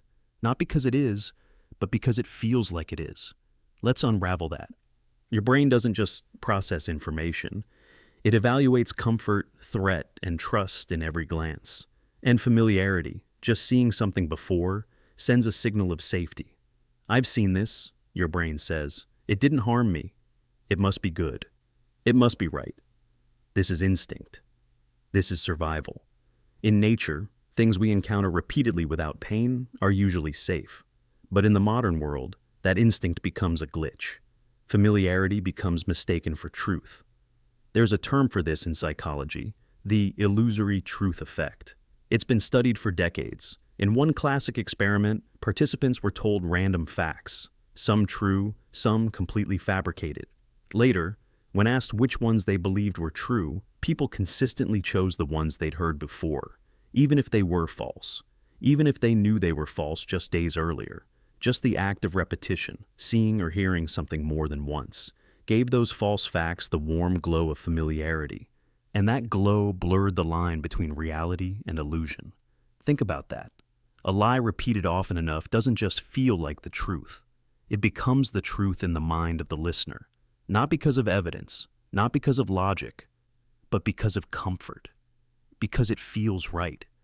That's the terrifying power of familiarity. It bypasses reason and slides in through instinct. Now look at your own life. How many things do you believe? Not because you research them, but because you've seen them before? How many assumptions about people, about the world, about yourself, come not from deep truth, but from repeated exposure?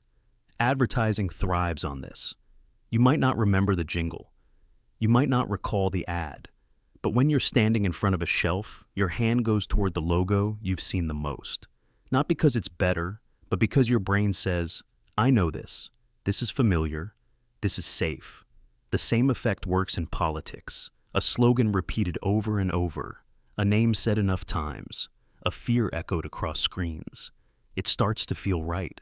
Not because it's backed by facts, but because it doesn't feel foreign anymore. It's become part of the landscape.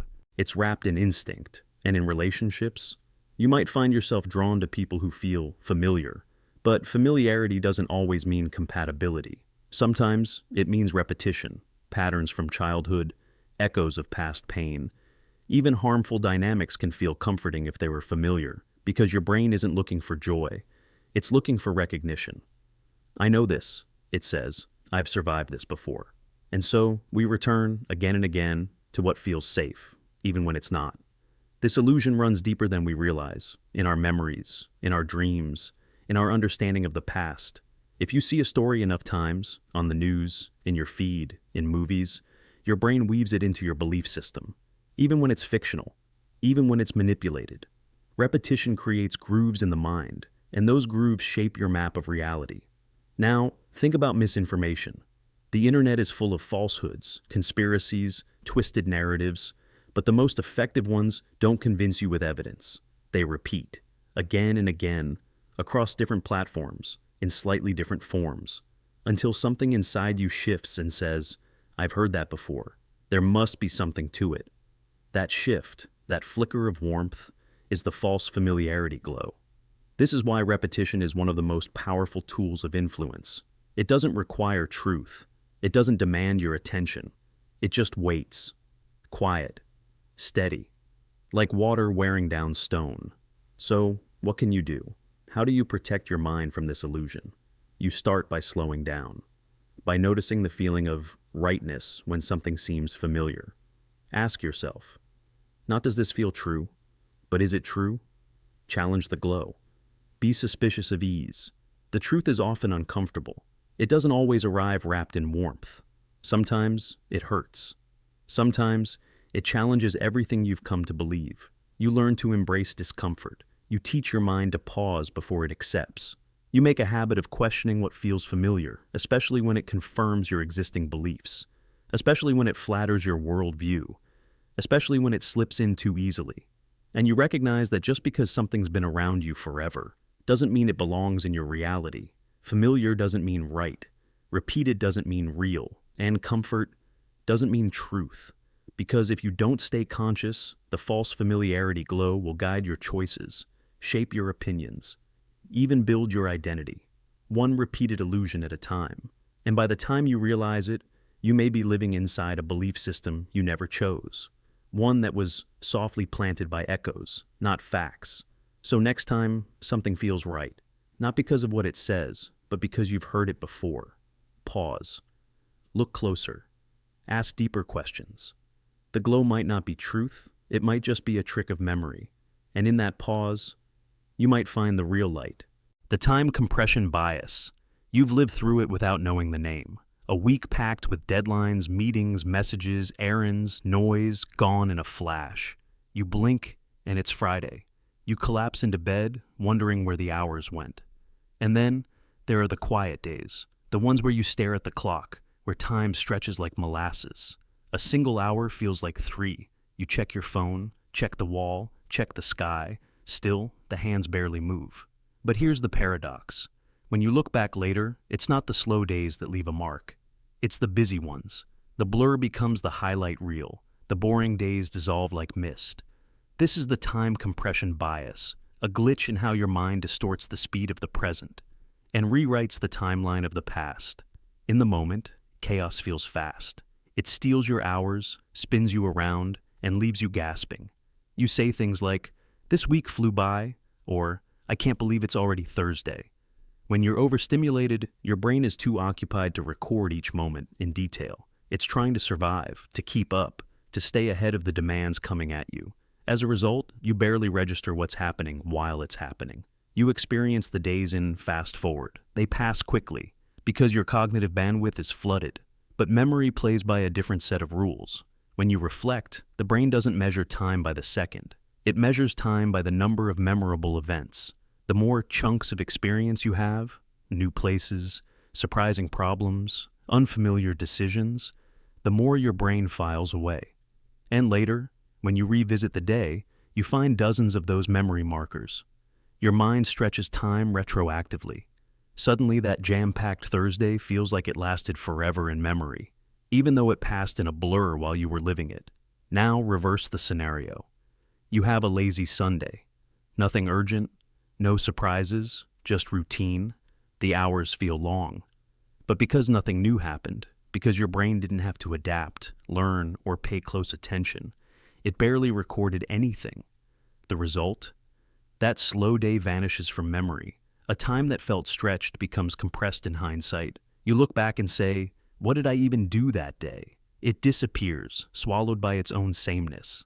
This is why vacations feel short when you're in them, but enormous in memory. If you fill your trip with new cities, new foods, new challenges, your brain struggles to keep up in real time. But When you get home and look back, it feels like you've lived a month and a week. Conversely, your routines, your commute, your chores, your habits feel like they drag on, but leave no lasting trace. You forget entire months simply because they contained nothing new. This is the bias. Your experience of time while living it does not match how you remember it. Your present and your memory are in conflict. Busy feels fast now, but long later.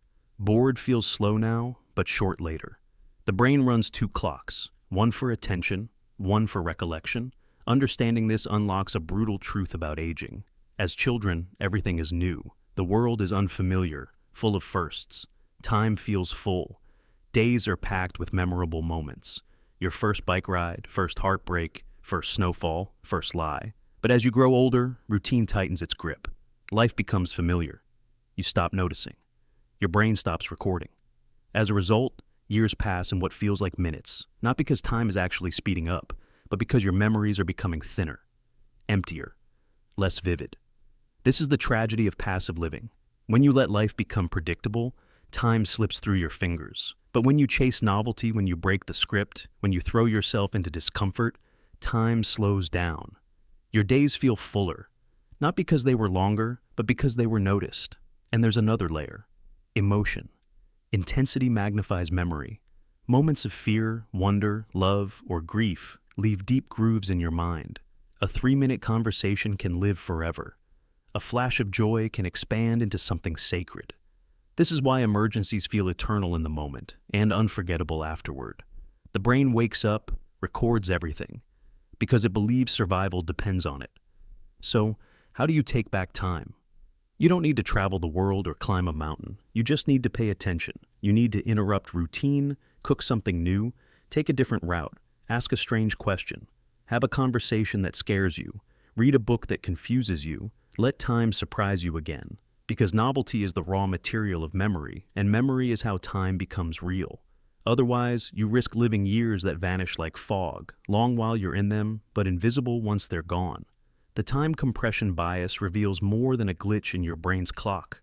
It reveals a secret about how to live. You can't control time, but you can control what fills it. The more vividly you live, the slower it feels. The more newness you embrace, the longer your story becomes.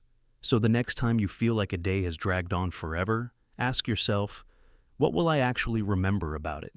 And if the answer is nothing, maybe that's the problem. Maybe it's not time that's passing you by. Maybe it's your attention, your risk, your willingness to see. Time doesn't move fast or slow. It moves how you live it. And only the moments that break the pattern will ever survive the blur. The anchoring distortion.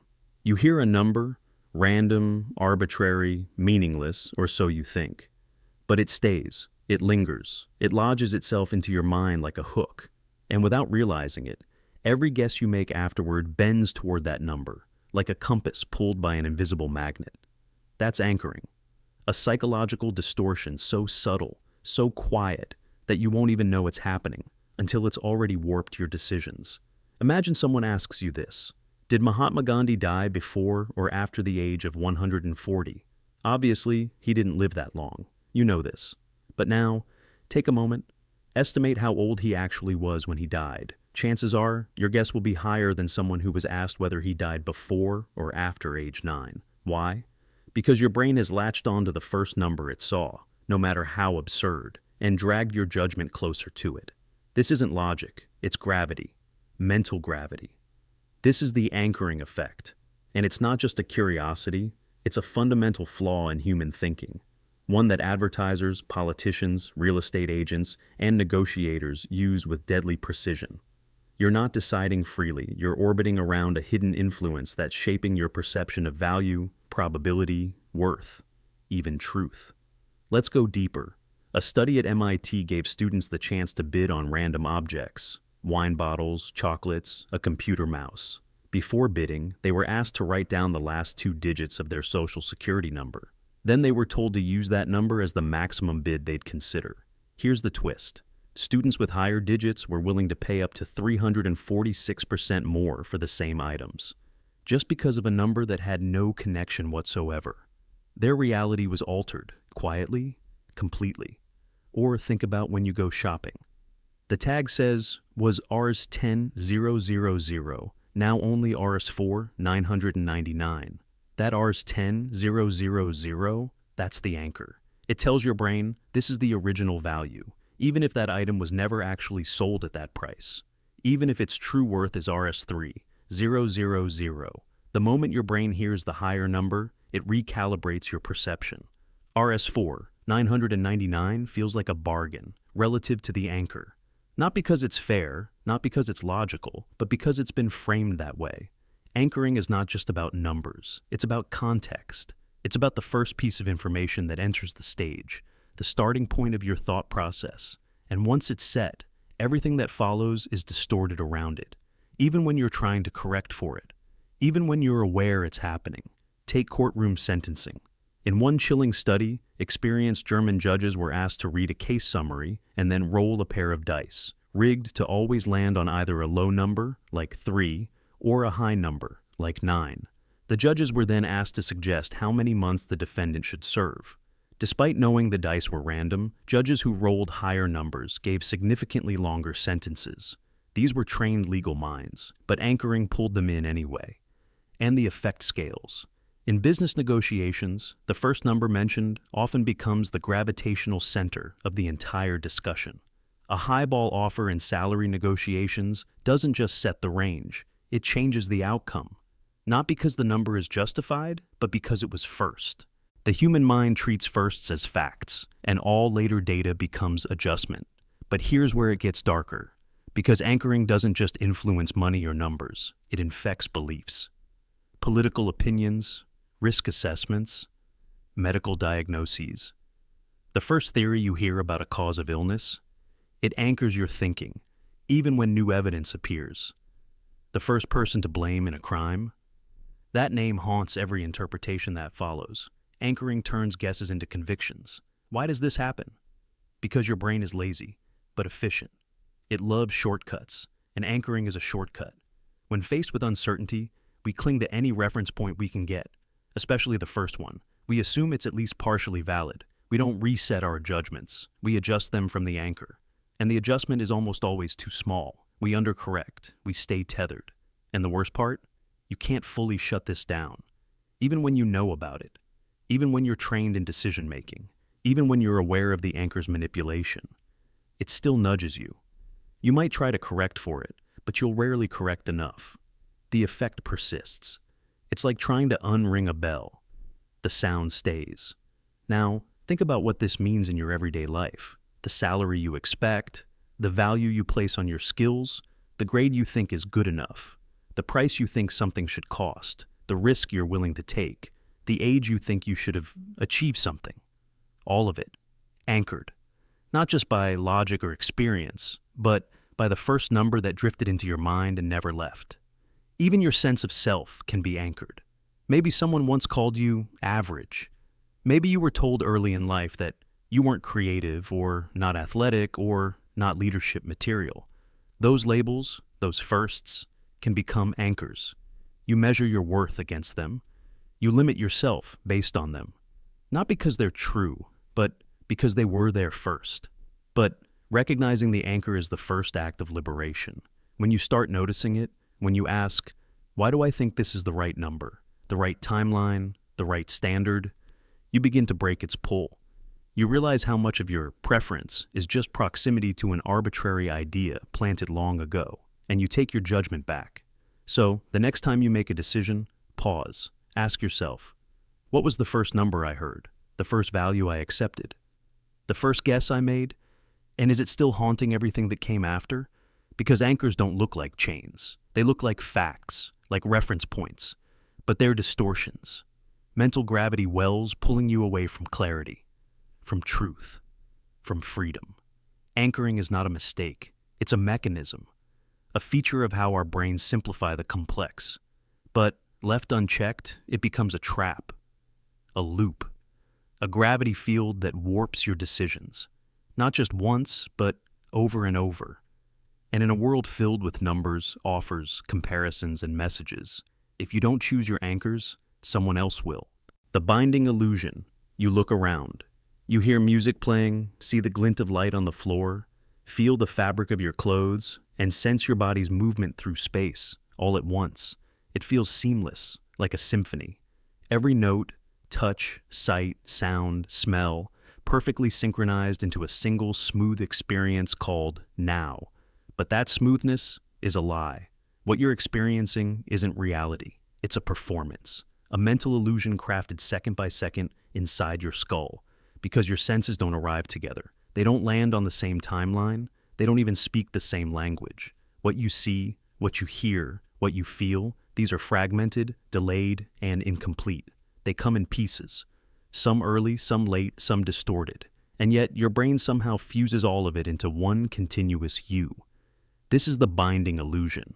The illusion that your senses are unified, that vision, sound, taste, and touch arrive as one integrated package, when in reality, your brain is taking separate signals, each processed at different speeds from different places, and stitching them together like a master editor. Not in real time, but in hindsight. The binding illusion is so perfect, so invisible, that we never suspect it's happening. But it is. And every moment of your life depends on it. Here's what's really happening. When light hits your retina, it takes about 70 milliseconds for your brain to process the image. Sound reaches your brain faster, around 20 milliseconds. Touch, around 100 milliseconds. Smell, even slower. Your brain doesn't receive reality in one clean burst. It gets it in scattered waves. And yet, when someone claps their hands in front of you, you see the hands, hear the sound, and feel the air, all at once. But that's not the truth. That's the illusion.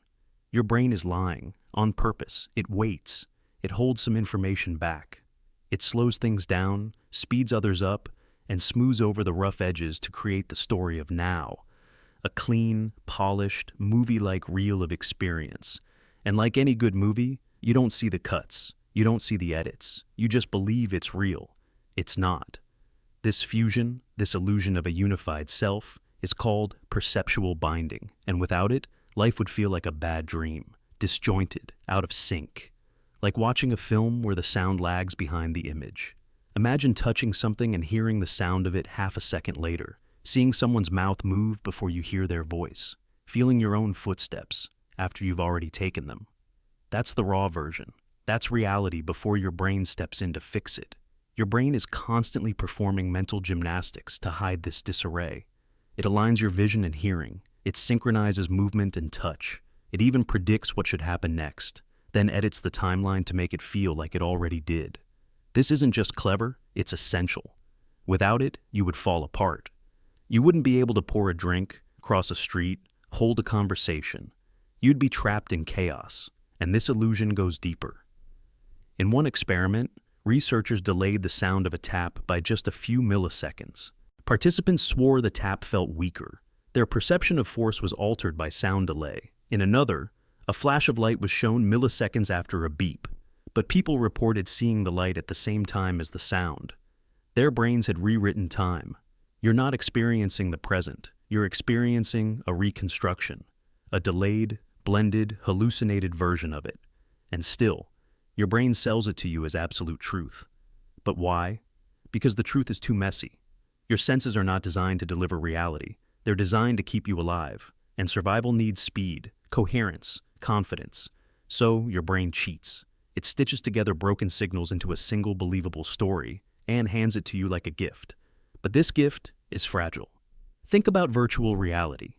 When the visuals lag behind the motion of your head, you get dizzy, nauseous. Your body senses that the binding has failed, that the illusion has cracked, and it panics. Because that illusion is not optional. It's the glue that holds your experience together.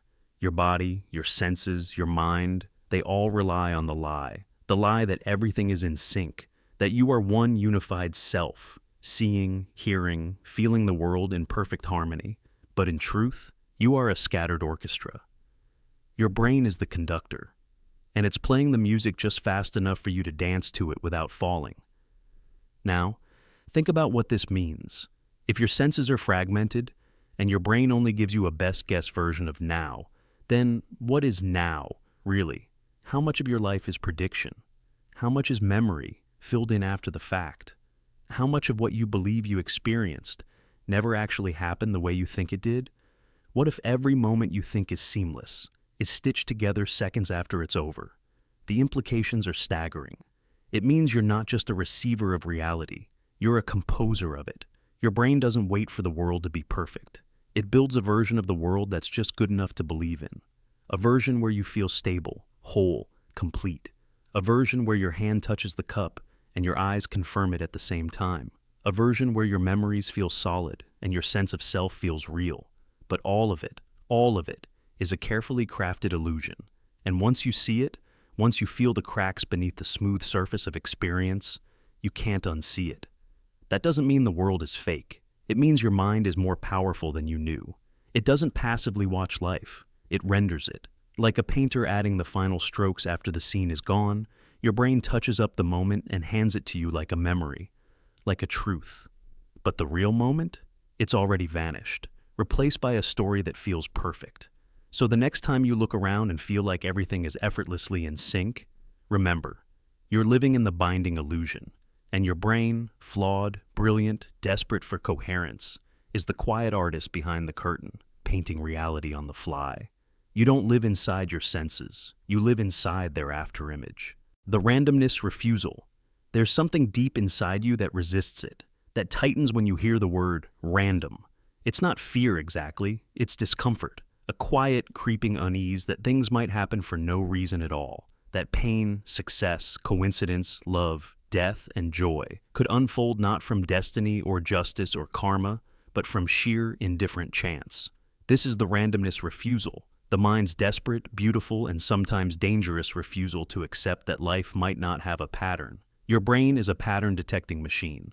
Evolution made it that way. You survived because your ancestors looked at the stars and saw calendars. They saw faces in the trees and heard meaning in the wind. They saw intention in lightning and morality in disease. Why? Because to see a false pattern was safer than to miss a real one. Better to mistake the rustle of grass for a predator than to ignore the predator completely. Your brain learned to connect dots, even when there were none. Now fast forward. You sit in a casino. A roulette wheel spins. It lands on red 5 times in a row. Your rational brain might whisper, "It's still 50. 50. But something deeper pushes back. Red can't happen again. Or maybe it will, because it's on a streak. You start betting based on a narrative your brain has invented, a rhythm that doesn't exist. The wheel doesn't remember. The dice don't care. But you care. Because randomness feels like chaos, and your mind can't stand chaos. This is why gamblers fall into the gambler's fallacy. The belief that past outcomes affect future ones in random sequences. If a coin lands heads 5 times, we expect tails. Not because the odds have changed, but because the story demands balance. We hate imbalance. We hate chance without rhythm. It makes us feel out of control. So we force logic onto it. Now take this to your real life. You fail 3 job interviews in a row, and the thought creeps in. I must be cursed. Your friend wins the lottery, and you say, they were destined for it. Your relationship ends suddenly, and you wonder, what did I do to deserve this? But maybe you didn't deserve anything. Maybe it just happened. And that answer, so cold, so empty of meaning, feels unbearable. So your brain rebels. It creates a story, a pattern, a meaning. You tell yourself, there's a reason for this. Everything happens for a reason. But what if it doesn't? That doesn't mean life is meaningless. It means meaning isn't always handed to you. You create it. But when you pretend that randomness is logic, when you imagine that every coincidence is fate, or every tragedy is punishment, you trap yourself in a false order. And false order is dangerous. Consider how we treat people in misfortune. The just world fallacy tells us that if something bad happens to someone, they must have done something to deserve it. We look at someone suffering, and without realizing it, think, that wouldn't happen to me. Why? Because we want a world of cause and effect. We want a world where the dice always fall the way they should. But randomness doesn't care who you are. It doesn't reward the good or punish the wicked. It doesn't follow arcs. It doesn't tie up loose ends. And yet, we live our lives like it does. We think a person who's been unlucky will stay unlucky. We avoid black cats, lucky numbers, broken mirrors. We knock on wood, cross our fingers, say, it's your turn. But the universe isn't listening. We are just trying to speak over the silence. There's a story about a man who always wore the same shirt when flying. He believed it kept the plane safe, and every time he flew, the plane landed, and his belief grew stronger. But the truth was never in the shirt. It was in the sky. And he couldn't accept that safety might be the result of 1,000 unrelated things, or of nothing he controlled at all. Randomness isn't evil, it's just impartial. It's the storm that spares one house and flattens another. The illness that appears without warning. The love that arrives when you're not looking. The moment that changes your life because you missed your train. And while your brain will fight to find a pattern, sometimes there is none. But here's the twist. Seeing randomness clearly is its own kind of strength. It teaches humility. It softens judgment. It breaks the illusion that we are gods of our own fate. When you stop demanding reasons for every outcome, you can begin to act more freely. You can forgive more easily. You can take risks, knowing the outcome doesn't define you. You can grieve without guilt. You can succeed without shame. Yes, you will always try to see the pattern.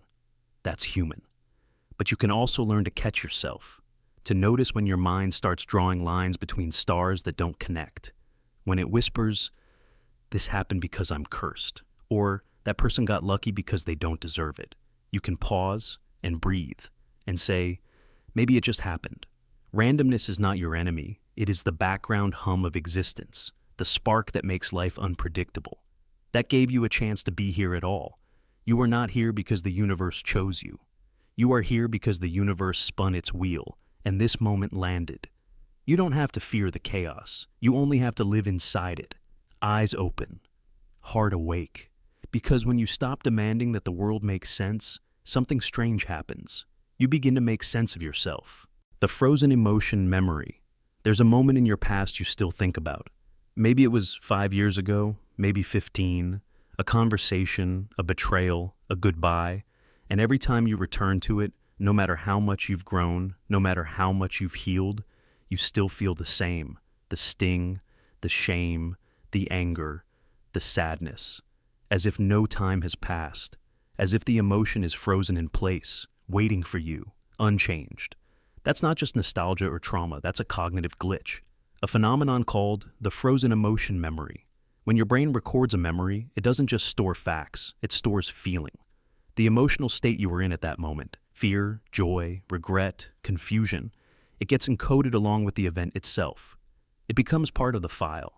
And the more intense the emotion, the deeper the groove in your mind. That emotion becomes sealed inside the memory, like an insect caught in amber.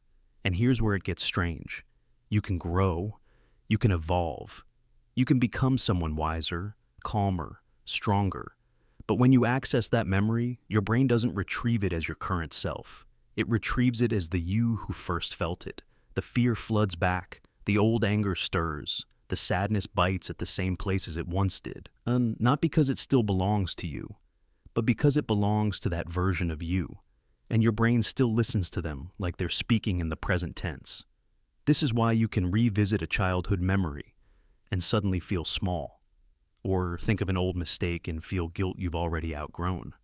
Why an apology you never received still hurts like it happened yesterday. The memory itself hasn't changed, but you have. And yet, your brain hasn't updated the emotional software. It's like your memory hits save the moment and experience happens, and never hits refresh. No matter how many years pass, no matter how many versions of yourself come and go, the frozen emotion remains locked inside. Think about that fight with someone you loved. You remember what they said. You remember how it made you feel. But maybe they've changed. Maybe you've changed. Maybe you now understand what neither of you could see back then. But when you replay the memory, it doesn't play with that understanding. It plays with the pain, the disappointment, the fear of losing them. You relive not just what happened, but how it felt. And that's what shapes your current mood, your reactions, even your decisions, whether you realize it or not. This is why some wounds never feel closed, why healing can feel incomplete. It's not because you're broken, it's because the memory is stuck in emotional time. Your brain isn't replaying the event, it's re-triggering the emotion that event encoded, and it affects more than pain. Even joy can get frozen. You remember your childhood home, and feel warmth. But that warmth may have nothing to do with the house. It's the feeling that was locked in when you were 5. You miss someone, but maybe it's not them you miss. It's who you were when you knew them. That version of yourself is still living inside that memory, untouched. Here's the danger. Frozen emotion memories can dictate how we view ourselves. If a part of you still feels like the frightened child in the classroom, or the rejected teenager at prom, or the humiliated friend in a conversation gone wrong, you might carry those emotions like they still define you. You might believe that version of you is still here, still real, still you, but you're not that person anymore. The problem is, your memories don't always know that. Now think about how this affects forgiveness. You might want to forgive someone. You might believe you already have. But the moment you recall what they did, the old emotion kicks in. You feel hurt again. And you think, maybe I didn't forgive them after all. But maybe you did. Maybe it's not your forgiveness that's missing. It's the emotional update your brain never applied. This is why therapy, journaling, and reflection work. Not because they erase memory, but because they reprocess it. They let your current self revisit the frozen memory and speak to it again. Not with the same fear, not with the same pain, but with wisdom, with distance, with compassion.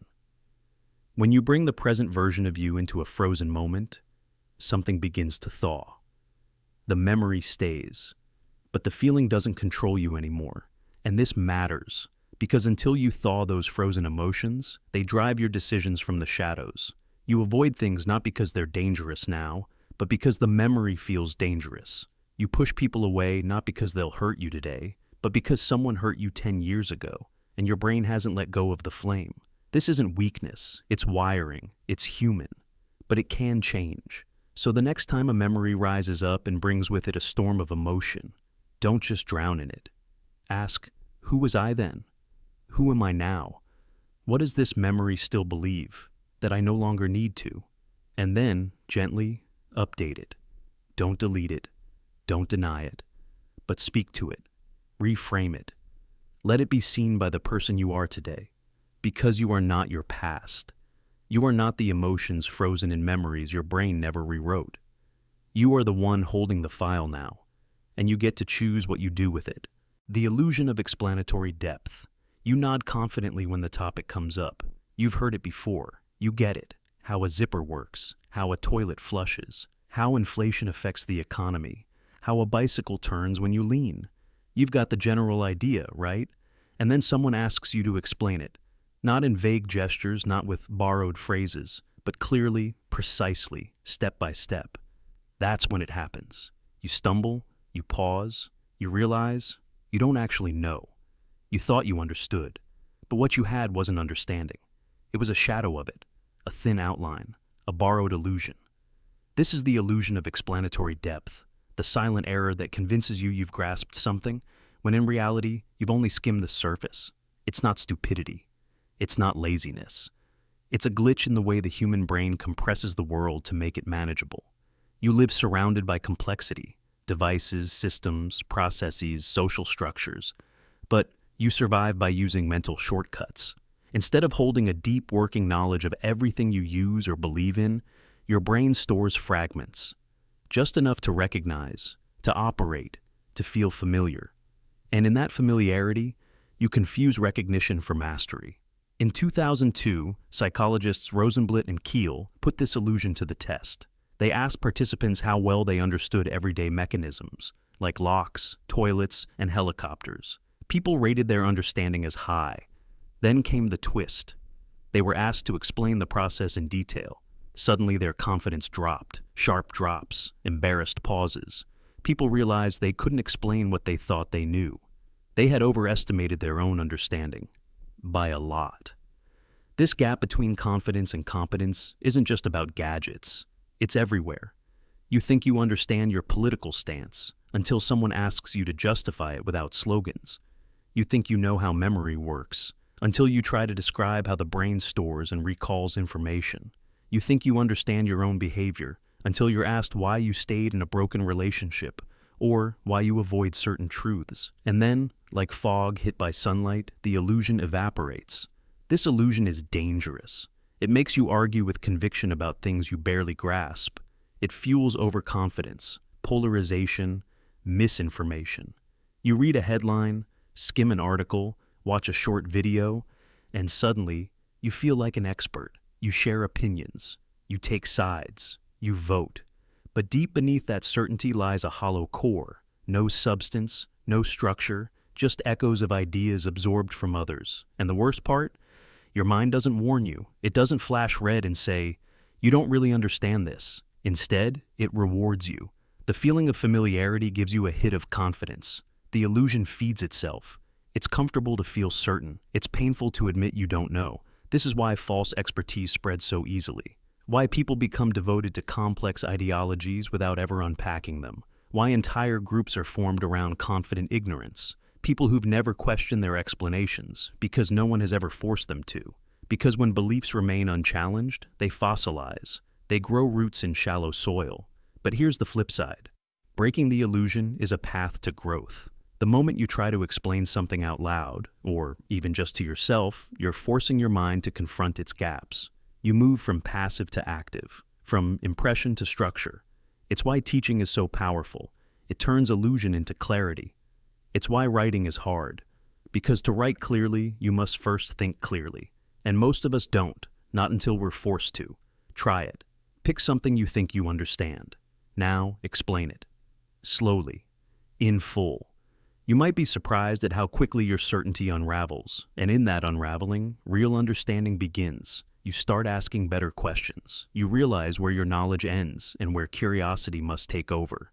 This is the true gift of the illusion of explanatory depth, not to embarrass you, but to wake you, to show you that the knowing of something is not the same as knowing about it, that fluency is not the same as depth, that comprehension is not a feeling, it's a process. So next time you feel confident, pause. Ask, could I teach this? Could I rebuild it from first principles? Could I guide someone through it without collapsing into vagueness or cliches? If not, good. You've spotted the illusion. That's where real learning begins, not with answers, but with awareness. Because in the end, we are not made foolish by ignorance. We are made foolish by false clarity. And the mind grows not by what it claims to know, but by what it admits it doesn't. The spotlight projection. You walk into a room. You feel eyes on you. You adjust your shirt. You wonder if that one mistake you just made, misspeaking, tripping, spilling coffee, has already been burned into everyone's memory. You feel exposed, magnified, like the center of a stage you didn't agree to be on. But here's the truth. Brutal, freeing, and quietly surreal. Almost no one noticed. Almost no one cares, because everyone else is too busy starring in their own mental spotlight. This is the spotlight projection. A deep psychological illusion that convinces you you're being watched, when in fact, most people barely see you. They're not analyzing your every move. They're too busy worrying about their own.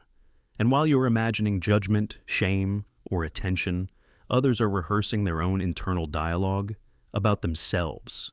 It's not selfishness, it's structure. The human mind is built to be self-referential, to constantly monitor how it's being perceived. Evolution taught us that being watched might mean being evaluated or attacked. So we evolved a radar for social attention, but it's biased. It overfires. It tells us we're visible when we're not. It tells us we're being judged when we're just being glanced at. Take this experiment. Psychologists at Cornell asked students to wear a bright yellow Barry Manilow t-shirt into a room of peers. The students wearing the shirt believed that nearly half the room would notice. In reality, only 23% did. Not even a quarter. And that was for something loud, strange, and intentionally embarrassing. For most of your small, everyday mistakes, that number drops to near invisibility. You forget this. We all do. Especially in moments of insecurity. You're in a meeting and you fumble a sentence. You replay it for hours. You're at a party and you mispronounce someone's name. You think about it the entire ride home. But here's the twist. Everyone else is doing the same thing. About their mistakes. They barely clocked yours because they're too busy surviving the flood of thoughts in their own minds. The spotlight effect, as it's formally known, is a distortion of self-consciousness. It makes you believe you're lit up on center stage when you're really standing in the wings of someone else's story. You're not the main character in their drama. You're an extra, a flash, a passing detail. And that's not depressing. It's liberating. It means you're free.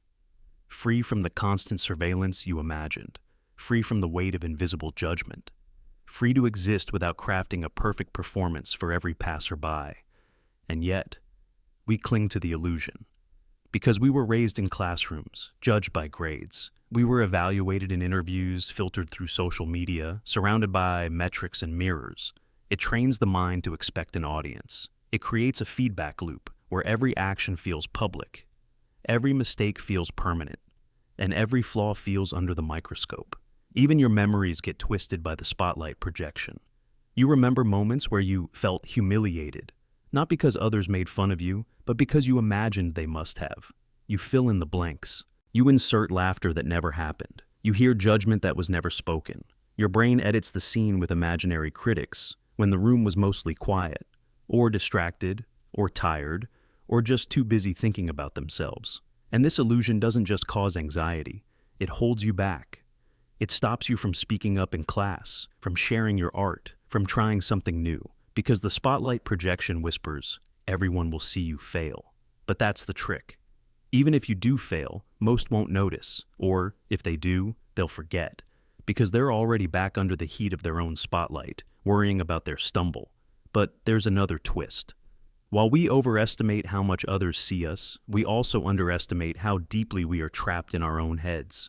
We don't realize how blind we are to others' struggles, how often we miss signs of sadness, discomfort, or joy in someone else, because we're too busy wondering how we're coming across.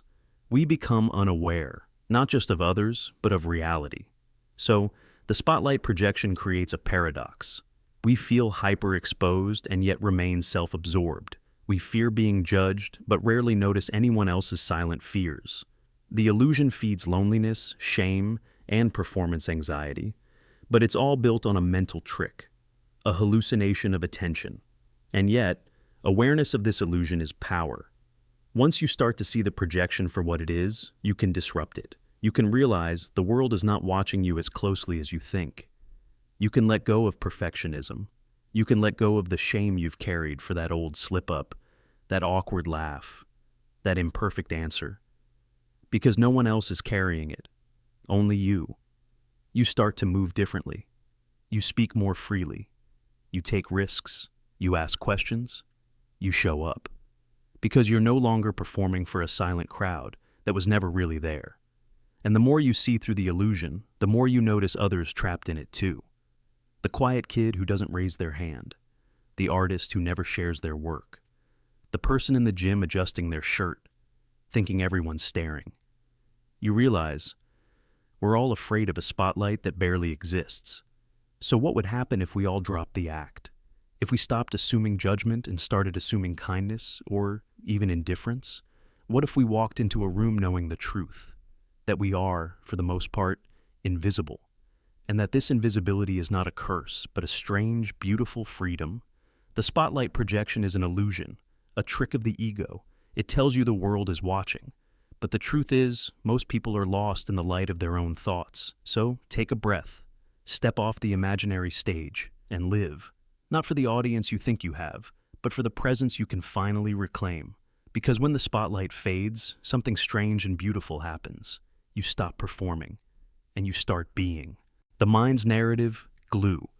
You like to believe you see the world as it is, that your beliefs are built on facts, that your opinions are earned, that the story you carry in your mind, the one about who you are, what's true, what's right, is the product of logic, memory, and lived experience. But the truth is far more disturbing.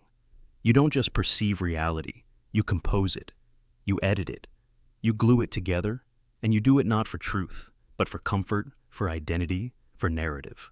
This is the mind's narrative glue, a silent process buried deep in the folds of your brain that takes disconnected events, mismatched facts, and loose memories, and binds them into a smooth, believable story. Not because they belong together, but because you need them to. Your brain is a master storyteller. It doesn't tolerate blank spaces or loose ends. So, when it finds gaps, it fills them in. When it finds contradictions, it edits them out. When it finds random noise, it finds meaning. It stitches the chaos of reality into a story that fits your beliefs. That protects your ego. That feels true. And it does all of this without asking your permission. In one experiment, researchers gave people two opposing facts, one that supported their political beliefs and one that challenged them. They asked participants to rate how believable each fact was. Over and over, people trusted the one that aligned with their views, even when it came from unreliable sources, and dismissed the other, even when it was backed by evidence. Their minds had already decided what the story should be. Everything else was glued in or cut out accordingly. This isn't intelligence. It's narrative survival. Your brain doesn't crave facts. It craves coherence. It wants your identity to stay intact. It wants your worldview to feel solid. It wants the story of you to keep moving forward without cracks, without friction. So, it glues unrelated moments together to make that happen. You might think you're immune, that you evaluate each situation with fresh eyes, but look closer. Think of that time someone betrayed you. Your mind probably went back and reinterpreted every memory with them, searching for signs, that one weird look, that awkward silence. Suddenly it all makes sense. But did it always, or did your brain re-edit the past to make the betrayal fit your new story? Or think about when you succeeded, when everything worked out. Your mind looks back and connects every moment that led to it, as if it was inevitable, as if it was all part of the plan. You ignore the lucky breaks, the random factors, the failures you forgot, because they don't fit the arc of victory. Your mind glued the right pieces together to make the story flow. This is how conspiracy theories thrive. People aren't always irrational. They're just doing what all minds do, connecting dots, gluing together fragments that support what they already suspect, already fear, and already want to believe. They find patterns in noise, meaning in randomness, because the brain hates ambiguity. It prefers a wrong story to no story. And it's not just beliefs. Your emotions get edited too. If you're angry, your brain will hunt for reasons to stay angry. Even small things, a tone, a phrase, a look, get pulled into the emotional narrative. You glue them to the story and feel more justified. If you're sad, your memories skew towards sorrow. Your brain highlights the moments that reinforce that sadness and hides the ones that don't. It creates emotional continuity, and it's smooth. So smooth, you never notice the edits. You believe you always felt this way. You believe the story was always true. But it wasn't. It was constructed, glued together from pieces that made sense in that moment. You live inside that glue, and sometimes it traps you. It traps people in toxic relationships. They tell themselves a story about loyalty, about change, about who the other person really is. They ignore the pain, rationalize the damage, glue every kind word into a heroic narrative, because to believe otherwise would shatter the image they've built. It traps you in bad decisions. You justify them after the fact. You cherry-pick the outcomes. You ignore the warnings you had. You glue together a version of the past where the choice made sense, even if it didn't. And worst of all, it traps you in yourself. Because the story of you, the one that says, I'm this kind of person, I never do that, I've always believed this, is glued together just the same. You forget the times you contradicted yourself. You erase the moments that don't fit. You smooth out the shifts and build an illusion of a consistent self. But you're not consistent. You're not static. You're a river, a system in motion. And the story in your head is just your brain trying to catch up with your change. That's not weakness. That's being human.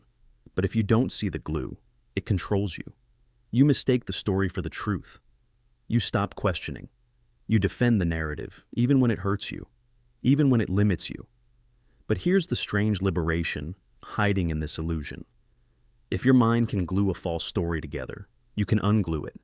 You can pause. Examine the seams. Ask, why do I believe this? What parts did I add? What have I ignored to make this story feel true? You can allow the cracks to show. You can hold two opposing ideas at once. You can live in the tension of complexity instead of the comfort of narrative. And from that place, not of certainty, but of awareness, you can write a better story, a truer one that includes contradiction, one that makes space for growth, one that doesn't need glue to hold it together. So the next time you feel sure, pause. Ask yourself, is this real? Or is it just a story I glued together to make sense of the chaos? because beneath every smooth belief, every clean explanation, every perfectly aligned memory, there may be fragments stitched together by a mind desperate to believe. You are not the story. You are the storyteller. And if you can see the glue, you can start to let go. The illusion of control. You've done it. Maybe today, maybe yesterday. You tap the elevator button more than once. Or you press the pedestrian crossing button, even though the light always changes on a timer. You straightened a photo frame that was already straight. Or whispered a small phrase before doing something important, just in case. You knew it wouldn't change anything, but you did it anyway. And in that small act lives something ancient, something deeply human, and something quietly unsettling, the illusion of control.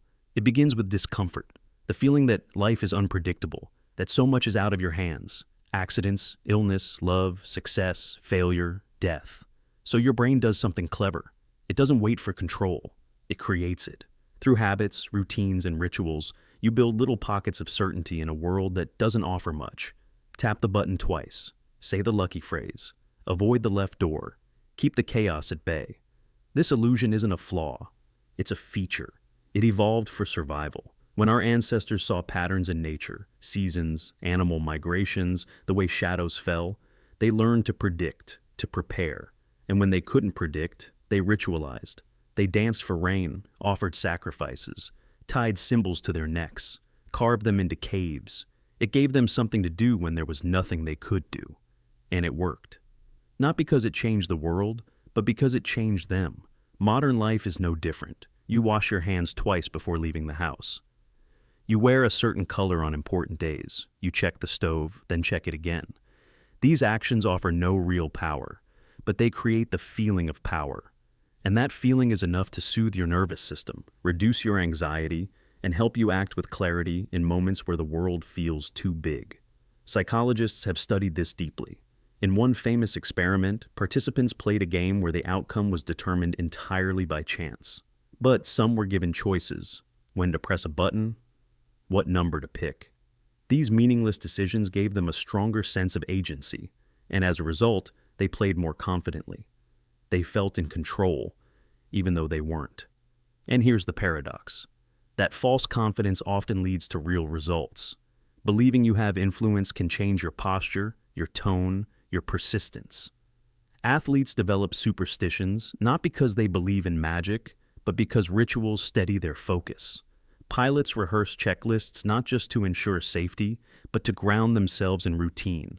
Surgeons prepare tools the same way every time. Repetition is a spell against randomness. But this illusion has a darker side. When things go wrong, the illusion of control turns into the burden of control. You blame yourself for events you never caused. You think, if only I had done it differently. You believe your heartbreak, your illness, your loss was preventable. If you had just found the right ritual, the right words, the right timing. This can spiral into obsessive thoughts, compulsive behaviors, and a painful sense of personal failure. And, on a societal level, this illusion is exploited. Entire industries are built on selling you a sense of control. Special diets, productivity hacks, insurance plans, self-help mantras. Many of them are useful, but many are psychological placebo, methods that don't guarantee results, but simulate agency. And we cling to them because letting go of control feels like surrendering to chaos. Even science doesn't fully escape it. Researchers often struggle with the randomness of data, trying to find meaning in noise, patterns in the blur. And in politics, the illusion of control fuels our judgments of others. They should have known. They could have avoided it. They made their choice. We imagine everyone as agents with perfect clarity and power, because it's terrifying to accept how much of life is determined by luck, timing, or accident. But maybe the answer isn't to shatter the illusion. It's to understand it, to know when it's helping and when it's harming. It's okay to knock on wood, to wear the bracelet, to double-check the door. These are not signs of weakness. They are ancient echoes of the human need for safety. But when your rituals become prisons, when your mind tells you that everything is your responsibility, pause. Breathe. Remind yourself, not all buttons are wired to something. The world is not a machine with levers we forgot how to pull. It's a storm. And we are all just trying to build shelter where we can. The illusion of control is part of that shelter. It protects us from the full weight of uncertainty. But the strongest kind of control is not the one you fake, it's the one you accept. Accepting that you can't control everything. That bad things happen to good people. That you might do everything right and still fail. Or do everything wrong and still be loved. The elevator will arrive when it's ready. The light will change when the cycle completes. Life will unfold, with or without your rituals. But the moment you stop needing to force control is the moment you find something more powerful. Peace inside the storm.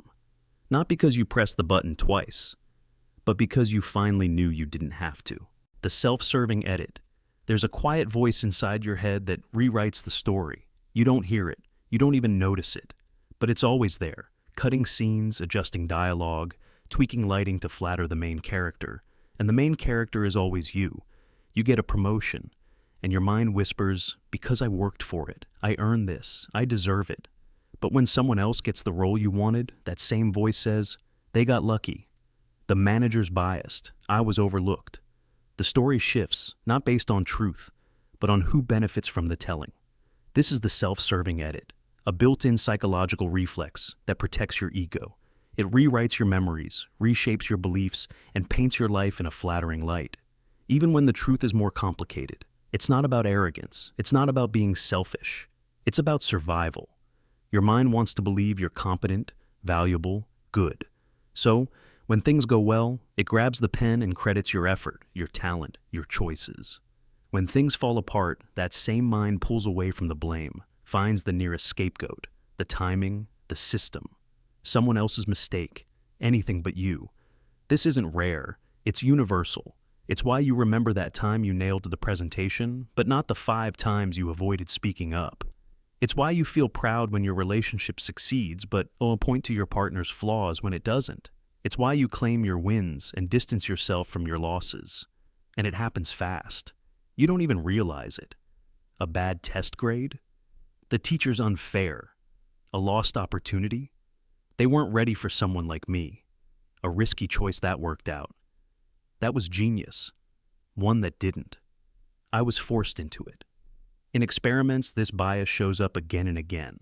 One study asked participants to play a trivia game. When they won, most attributed the victory to their intelligence. When they lost, they blamed the questions, the format, the lighting, anything but themselves. Another study found that athletes were more likely to credit their wins to personal skill and their losses to bad referees, bad weather, or bad luck. The same game, different edits. But the real danger isn't in the small moments, it's in the slow accumulation. Over time, this bias builds a distorted autobiography, one where you're always trying your best, one where every mistake has an excuse, one where failure is something that happens to you, not something you could have helped shape. And that story, once it hardens, starts to direct your future. If you believe you're always the victim of circumstance, you stop taking accountability. If you believe you're always right when things go well, you stop learning. If you believe your success is purely the result of your own brilliance, you dismiss luck, help, and timing, and start expecting the world to work for you. And when it doesn't, you feel betrayed. This bias isn't just internal, it breaks relationships. Because it doesn't work both ways. When you succeed, you think it's your effort. But when someone else succeeds, you might call it luck. When you fail, you explain. When they fail, you judge. You edit your real and soft lighting, but leave theirs raw and uncut. And that double standard poisons empathy, damages trust, and fractures connection. This is how people grow apart without realizing it. Each person convinced their side makes sense. Each person blind to the edit that made them the hero. But here's the truth. The editor in your brain isn't evil. It's trying to protect you from shame, from guilt, from the deep discomfort of being flawed. It wants you to feel whole, capable, worthy. And sometimes it needs to lie a little to do that. But if you always let it edit for you, you'll never know who you really are. Real growth comes when you step outside the edit, when you pause after a mistake and ask, what part of this was mine? What could I have done differently? What did I ignore because it didn't flatter me? That's not weakness. That's strength. That's self-honesty. It's not about punishing yourself. It's about seeing clearly, because without clarity, you can't learn, you can't change. You just keep looping the same movie, same story, same ending, until eventually, the story controls you. And in those rare moments when you succeed, and you know it wasn't just you, when you acknowledge the timing, the help, the circumstance, that's humility. And humility doesn't shrink you, it expands you. It makes you a person who others can trust, who others can grow with, who doesn't need the edit to feel enough. So start noticing the edits, the excuses that appear too quickly, the compliments you take too easily, the blame you assign too fast, and ask yourself, what's real? What's useful? What story do I want to keep retelling? Because the most powerful thing you can do isn't to erase the editor, it's to collaborate with it, to say, I want a story that's true, one that shows my strength, but also my responsibility, one where success is earned and supported, where failure is painful and revealing, where growth is messy, but honest. In the end, you're still the main character, but you don't have to be perfect. You just have to be real. The goalpost shift, you work for it. You dream about it. You grind, sacrifice, plan, and suffer for it. That one goal, that number on the scale, that job title, that bank balance, that relationship, that creative project. And when you finally get there, when you cross the line, you expect euphoria. You expect peace. You expect to feel different, to finally be enough. But it doesn't last. The joy flickers and fades, a strange emptiness creeps in, and without you even noticing, the target moves. The goalpost shifts. What once felt impossible now feels ordinary. And suddenly, you're chasing again. Only this time, after a newer, shinier version of the same thing. This is the goalpost shift, a quiet trick of the mind that keeps you running, and running, and running. It's not your fault. It's how the human brain is wired. Evolution didn't build your mind for contentment. It built it for survival. And survival, by its nature, is about movement. Forward, away, toward. Your ancestors who stayed satisfied too long didn't pass on their genes. The ones who wanted more food, more shelter, more status, kept going. So, you inherited their wiring, a reward system that spikes when you're striving, but resets the moment you achieve. Psychologists call this hedonic adaptation. It's the treadmill effect. You get what you want, you feel the high, and then the high becomes the new normal. A bigger apartment quickly feels cramped. A pay raise starts to feel like the bare minimum. A new relationship becomes everyday life. What once thrilled you becomes background noise. And so, without realizing it, you aim higher. You expect more. The bar you once reached for now rests at your feet. Think about it. That exam you were desperate to pass, it became just a stepping stone. That job offer that made you scream with joy, it's now just where you work. That body goal you killed yourself for, you now scan it for flaws. That number of followers, you crave more. The moment satisfaction settles in, your brain moves the finish line, and you chase again. But it's not just about material things. It happens with identity too. You finally feel like you're doing enough, being enough, achieving enough. And then a single scroll on social media shows you someone who's younger, richer, happier, smarter, more accomplished. And suddenly, your goal isn't good enough anymore. Comparison infects your contentment. And once again, the target moves. The cruel twist is that this shift feels natural. You rarely notice it. You tell yourself you're ambitious, that it's good to keep growing. That never settling is a virtue, and sometimes it is. Growth matters. Progress matters. But the line between striving and self-erasure is razor thin. When your entire life becomes a series of moved goalposts, you never allow yourself to arrive. You never pause. You never feel home inside your own life. And here's the deeper danger. This endless chase distorts your memory. You begin to believe you've never been enough. You forget the joy you felt when you first hit those milestones. You rewrite your story as a series of failures to go further. When in truth, it's been a story of incredible arrival after arrival, but none of them felt like arrival, because you never stopped to let them. This is how burnout is born, not from working too hard, but from never feeling like the work is done.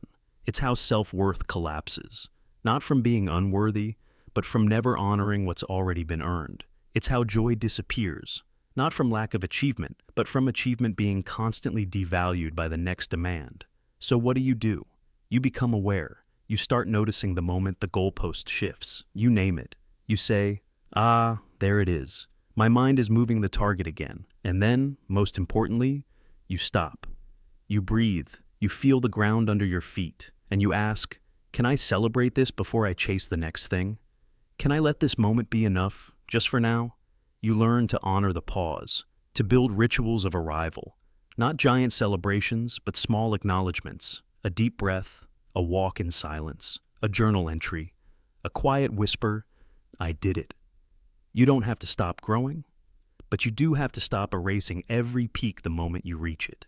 Because if you don't, your life becomes a blur of unfinished sprints, a carousel of almosts, a timeline of successes that never got to feel like successes. And you deserve more than that.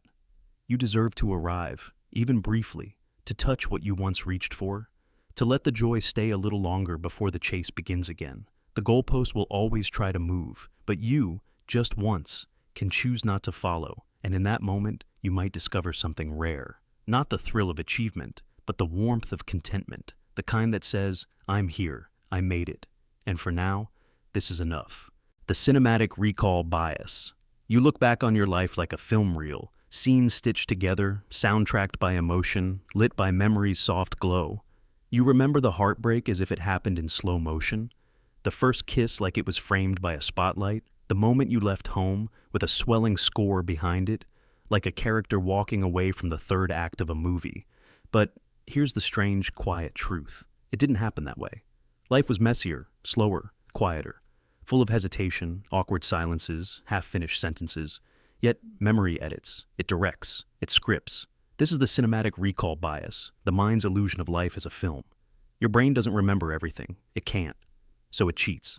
It keeps the parts with rhythm, emotion, and structure. It discards the gaps. It trims the confusion. It tightens the story. And in doing so, it creates a version of your past that is more watchable, but less real. We've all done it. Think of your most powerful memories. They feel clean, focused, timed perfectly, like the camera cut away just as you cried, or like someone cued the right line of dialogue just in time. You remember conversations that had symmetry, moments that had payoff, choices that had clarity. But the truth is, you were fumbling, pausing, repeating yourself, unsure. Memory doesn't just recall, it reimagines. Take breakups. When you remember a relationship ending, your mind might reconstruct the final conversation as explosive or poetic, like a final scene in a love story gone wrong. But in reality, it may have been disjointed, full of quiet resignation. You probably didn't say the perfect closing line. You probably muttered, okay, I guess, and walked away in silence. But that version doesn't survive in memory. The brain wants drama, it wants finality. So it invents an exit line and burns it in like credits rolling. It's the same with pivotal life choices. The moment you chose your career, the moment you stood up to someone, the moment you left home. Memory condenses it into a scene, one decision, one instant. But it wasn't. It was dozens of tiny hesitations, arguments with yourself in the mirror, late-night doubts. The real decision took time. It unfolded in noise and boredom. But we remember it like a moment of cinematic clarity, zoomed in, perfectly framed. This is how the cinematic recall bias fools us. It retroactively edits our lives to make them feel like stories, with arcs, with structure, with rising action and resolution. But life doesn't work like that. Life is full of open threads. People leave without closure. Change happens without fanfare. We rarely get the confrontation we rehearsed. Often it just fades out, without a line, without applause. And yet, we still believe the edits. We look back and think, that was the moment everything changed. But change is rarely clean. It's slow, it's cumulative, it's random. You might remember the moment you quit a job as defiant and strong, but you forget the weeks of stress, the nights of indecision, the days you almost stayed. The cinematic recall bias is comforting. It gives our past meaning. It gives it shape. But it also creates a dangerous illusion, because when we look forward, we expect life to play out the same way. We wait for the perfect moment to confess, the right time to change, the magical signal that says, now. This is the scene where everything shifts, but life doesn't give us cue cards, or music, or dramatic lighting. It just unfolds. And if you're always waiting for the cinematic moment, you might miss the real one. Quiet, subtle, imperfect. There's another cost to this bias. It creates unrealistic standards for how your memories should feel. You look back on a vacation and remember the laughter, the sunsets, the connection. You forget the layovers, the mosquito bites, the moment you got lost. So, when you live your next experience, full of hiccups and distractions, it doesn't measure up. Not because it's worse, but because it's unedited. And then, there's trauma. Even pain gets a cinematic edit. You remember being bullied and isolate one clear scene, the insult, the laughter, the moment of humiliation. But bullying is rarely a single event. It's a slow erosion. Daily moments that blur together, yet your brain selects one, clean, vivid, and dramatic, and frames it as the memory, the story. The trauma becomes a narrative, and even healing becomes a script. Why does your brain do this? Because stories are how we survive. They give chaos shape. They give decisions context. They help us feel like we're more than random chemicals firing in time. We're characters. We're narrators. But the price is distortion. When you remember, you're not just watching a replay. You're watching a directed version. Every flashback is a remix, a revision. And the more you tell the story, the more the edits sink in. Until you no longer remember what really happened. Only what makes the best scene. This is why your memories feel more important than they might have been. This is why nostalgia can hurt more than it should. Why regrets linger. Because the version you remember isn't neutral, it's dramatized. But here's the strange mercy in all of this. Even though your memory lies, it does so with love.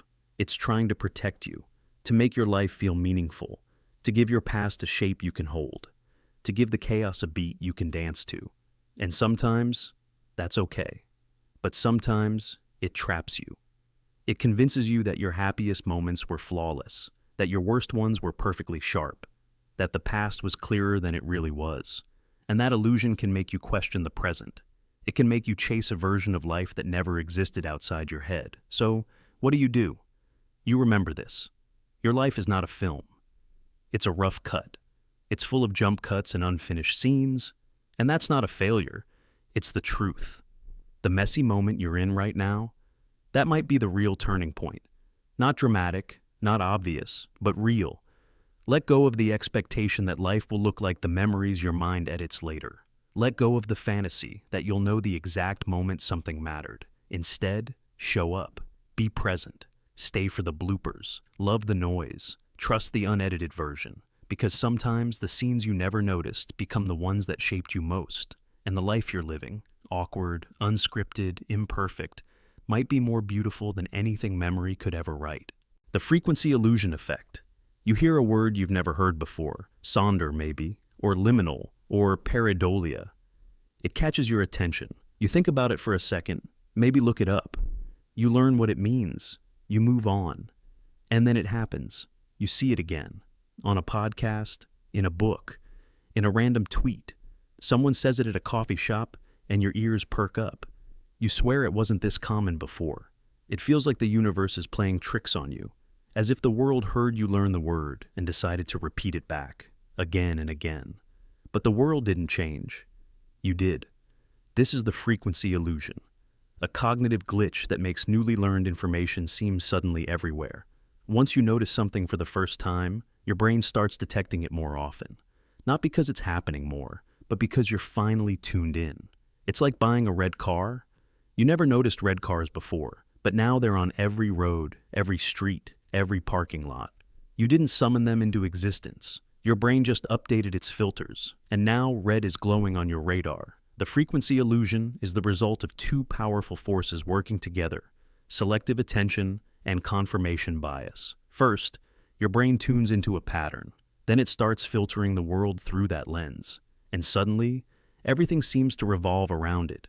Let's break it down. Your mind is a machine built to ignore most of reality. Every second, millions of bits of sensory data flood your brain. Colors, sounds, textures, faces, names, background noise. If you paid attention to all of it, you'd collapse from overload. So, your brain filters, ruthlessly. It decides what matters based on what you care about, what you expect, and, most of all, what's recent. So the moment you encounter something new, a concept, a word, a song lyric, it gets marked. Not as a priority forever, but as temporarily relevant. Your mental spotlight swings toward it. And now, without realizing it, your attention system begins hunting for it. It's not that the world suddenly exploded with that thing. It's that you've been blind to it until now. It was always there, quiet, hiding in plain sight. The word, the symbol, the number, the theme, the idea, all around you, invisible. Until you tuned your inner frequency to notice. But your brain doesn't stop there. Once you start noticing the thing, you also start believing it's everywhere. This is confirmation bias, the mental reflex to seek out and emphasize information that supports your current belief, and ignore or forget anything that contradicts it. So now, not only are you seeing the thing more often, you're reinforcing the idea that it's new, spreading, significant. You begin to think, why is this suddenly trending? Why are people obsessed with this right now? You create a story. You connect dots that were never meant to be connected. And the more you believe the story, the more you notice it. The more you notice it, the more the illusion tightens around you. This is how symbols grow in meaning. Why angel numbers, like 111 or 444, start appearing everywhere once you start thinking about them. It's not magic. It's your mind. Focused. Pattern hungry. It spots a 4, then another. It ignores the dozens of other numbers that don't fit the pattern. You forget the noise. You remember the signal. This effect isn't just cute, it's powerful and dangerous. It's how conspiracy theories grow. Someone hears a strange fact, a rare coincidence. They notice it once, then again, then again. Not because the events are increasing, but because their awareness is locked in. They connect dots that were always there, but now those dots light up, neon bright. It's how paranoia begins. Someone thinks they're being watched. They start seeing glances, hearing echoes. Every movement confirms the fear. Every silence feels strategic. Their mind edits reality, not to show the truth, but to validate the story they've already begun telling. And it's how love begins too. You meet someone, you like them. Suddenly songs feel like they're about them. You notice people with their name. You hear words they said in other conversations. You feel surrounded by signs. But it's not the universe changing. It's your focus, your spotlight, your emotional antenna now tuned to a single frequency. The frequency illusion reveals a terrifying truth. You don't see the world as it is. You see what your brain decides to show you. And that's not paranoia. That's how perception works. What you notice determines what becomes real. What you ignore vanishes. Your reality is not the raw feed of existence. It's a highlight reel, chosen by your subconscious. So, what do you do with that? You become aware. You realize that your thoughts are not passive. They are filters. They shape what you see, what you feel, what you believe is out there.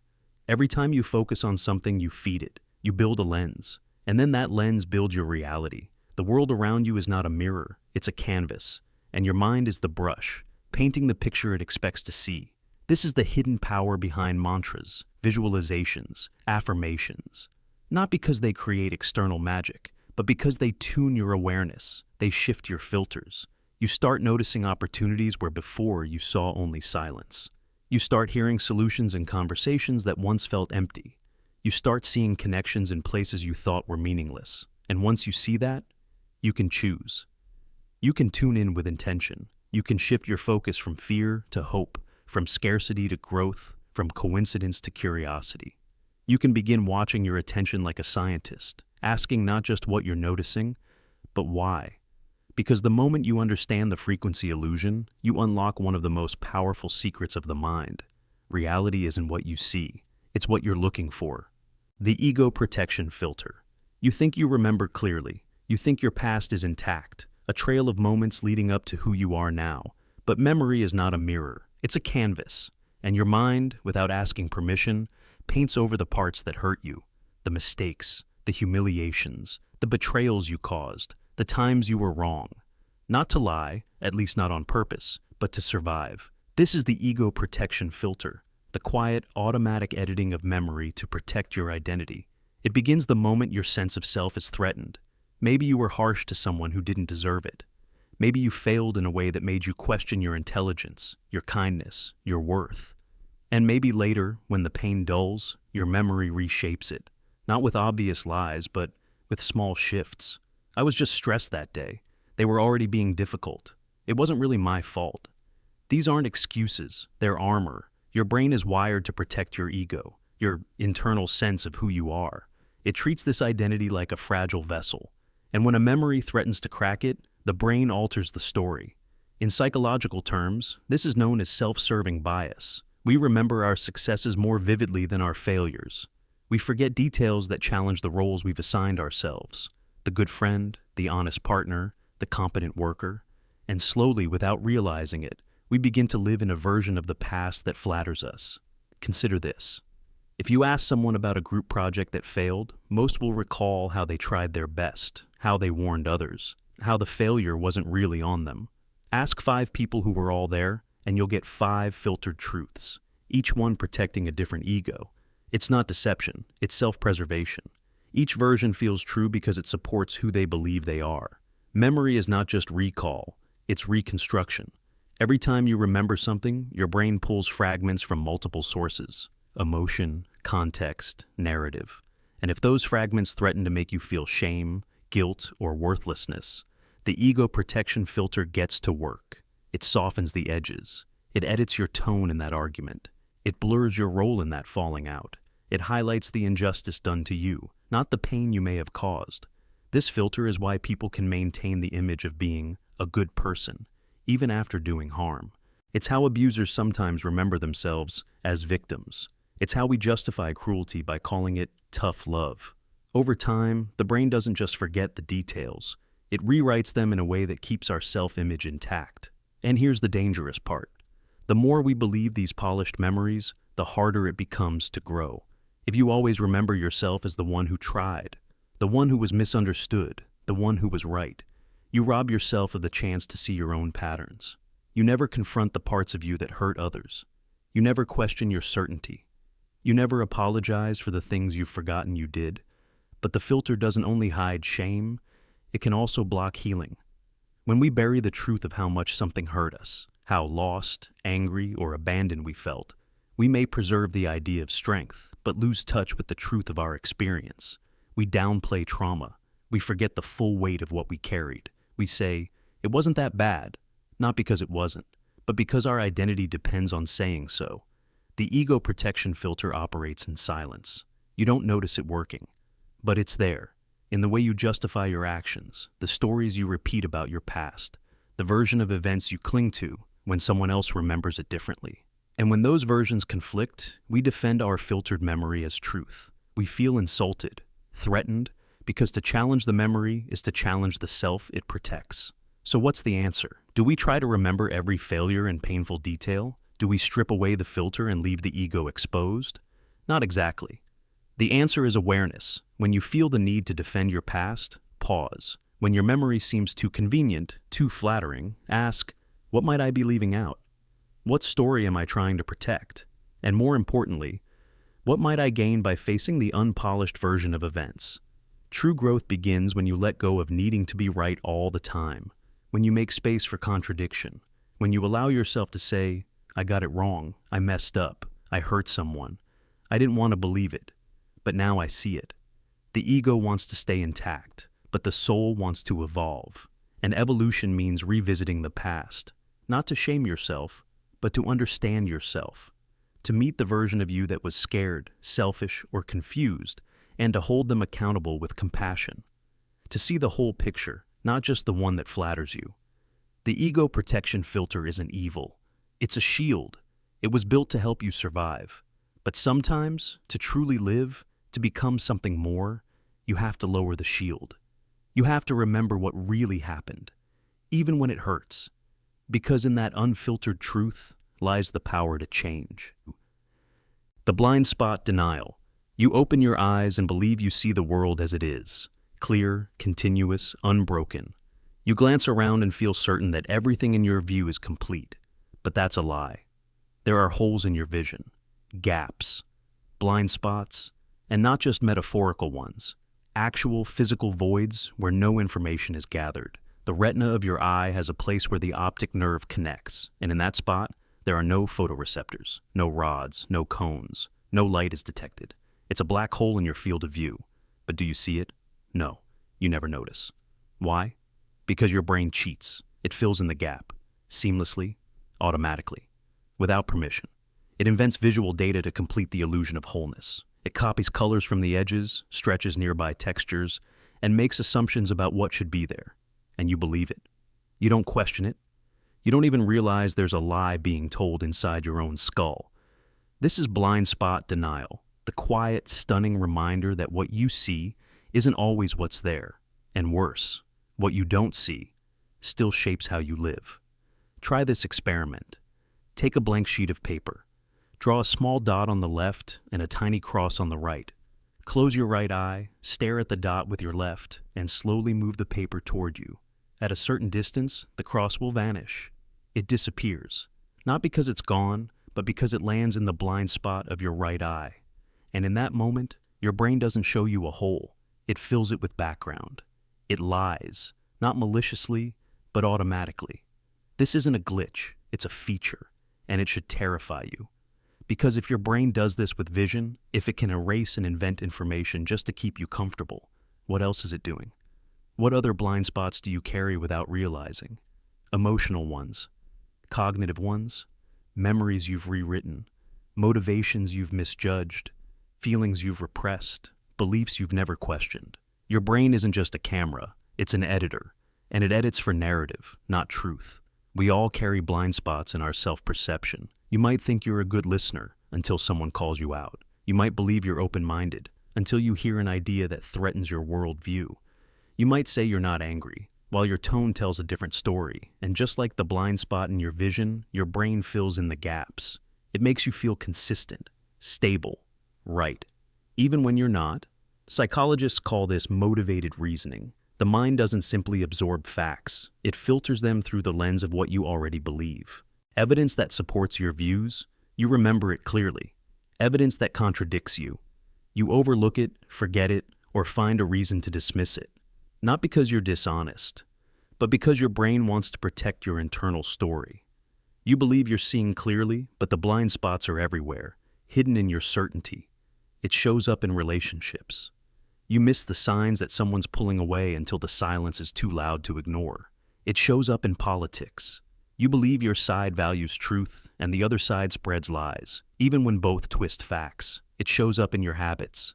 You say you have no time, but scroll for hours. You say you're over someone, but check their page at night. You say you're fine, but you don't sleep, don't eat, don't feel anything at all. These are the psychological blind spots, made of avoidance, fear, denial. But your brain doesn't leave them blank. It fills them with justification, distraction, rationalization. You create stories to explain what hurts. You invent certainty where there is confusion. You smooth over contradictions to keep from unraveling. And here's the real danger. The more confident you are in your vision, literal or metaphorical, the more blind you might be. Overconfidence creates even larger blind spots. You stop questioning, you stop looking, you stop listening. And your mind, eager to preserve comfort, hides the cracks behind a curtain of false clarity. But the blind spot doesn't have to be a weakness. It can be an invitation. If you're willing to admit you can't see everything, if you're willing to accept that your perception is flawed, incomplete, and often dishonest, you can start to explore those hidden spaces. You can ask the hard questions. What am I not noticing? What am I pretending not to know? What truth have I blurred to protect my image, my ego, my peace? Growth begins where certainty ends. When you confront your blind spots, you don't become weaker. You become more whole. Because seeing the lie is the first step toward truth. Naming the illusion is clarity. And choosing to look again, more carefully, more honestly, that's where real vision begins. So next time you say, I know myself, pause. Next time you say, I see things clearly, pause again. The cross is still there on the page. You just need to move the paper, shift your perspective, face the void, and ask, what else has my mind been filling in? What truths have vanished? Not because they weren't real, but because I stopped looking for them? The twin belief conflict. You believe you're a good person. You also believe you've done things no good person would ever do. You believe in free will, and also believe that everything happens for a reason. You believe people can change, but deep down, you also believe they never really do. These contradictions don't cancel each other out. They live together, quietly, side by side, in the shadows of your mind. This is the twin belief conflict, when your brain runs two opposing truths in parallel, like two films playing at once on different screens. You don't resolve them, you just live them. And the most unsettling part, you rarely notice. Your mind isolates them, separates them like rival siblings that must never meet. One belief is activated in one context, the other in another, and because they're never in the room at the same time, the contradiction hides in plain sight. It's not hypocrisy, it's architecture. Your brain wasn't built to be logically perfect. It was built to survive, to navigate complexity, to react fast in a world full of uncertainty. And sometimes, that means keeping conflicting beliefs alive, just in case one turns out to be wrong. You don't delete ideas, you stack them. You might believe hard work leads to success, but you also believe that some people just get lucky. In one moment, you hustle like it's all in your hands. In another, you spiral, thinking the system is rigged. Both feel true, because in different moments, they are. Or think about how you treat others. You believe in forgiveness, compassion, empathy, but someone wrongs you badly enough, and suddenly you believe in punishment, justice, revenge. You don't stop believing in kindness. You just believe something else at the same time. Belief isn't a throne for one idea. It's a theater with rotating acts. Psychologists call this cognitive dissonance, the uncomfortable tension of holding conflicting thoughts. But what's even more haunting is how often you don't feel the dissonance. You rationalize, you compartmentalize, you change the story just enough to make each belief seem isolated, clean, consistent. But deep down, your mind becomes a house of mirrors, reflecting versions of truth that can't all be real. You believe people should follow their passion, but you also believe in being practical. You believe in speaking your truth, but you also believe in not rocking the boat. You say you hate lies, but you lie to protect people's feelings. You believe in freedom, but also in rules, in risk, but also in safety, in love, but also in self-preservation. It's not just you, it's everyone. We all walk around with these twin beliefs, living double lives in thought. Entire cultures are built on them. Societies say they value individuality, yet shame those who don't conform. They preach equality, but reward hierarchy. They champion truth, but sell illusion. And we carry those contradictions like inherited scars, deep, quiet, unresolved. Sometimes, this duality is useful. It allows you to adapt, to survive opposing truths, to think like a scientist and love like a poet, to believe in both evidence and magic. Sometimes holding two beliefs keeps you human, keeps you soft, complex, real, but sometimes it breaks you. You say you're confident, but you believe you're a fraud. You say you're fine, but you believe you're falling apart. You tell people they matter, but you secretly believe you're unlovable. The conflict becomes chronic. It seeps into your identity. You're pulled between poles, never fully arriving anywhere. And when the twin beliefs finally collide, when something forces them into the same room, you feel the fracture. Anxiety, shame, paralysis. You can't reconcile the gap, so you double down on one belief. You drown the other. You pick a side, not because it's true, but because your mind craves consistency. But that buried belief doesn't die. It waits. It whispers. You see it in relationships. You believe they love you, but you also believe they'll leave. You believe you're worthy, but you also believe you're replaceable. And when something goes wrong, both beliefs scream at once. They care. They never did. You deserve better. You're the reason they left. You can't choose which voice is real, because both feel like home, or think of grief. You believe they're gone, but you also feel them in the room. You know they won't come back, but part of you waits for a message, a dream, a sign. The rational and emotional layers never merge. They coexist. One doesn't silence the other. And this is the raw truth of human belief. We are not logical machines. We are walking contradictions. And our minds are better at protecting our emotional reality than preserving objective truth. So, what do you do with this conflict? You don't have to erase one belief to keep the other. Instead, you can see them, name them, hold them both in your hands and say, yes, these two things live in me. You believe in hope and in despair. in control and in surrender, in love and in fear. You don't have to pick a side. You just have to stop pretending you only ever had one. There's power in that.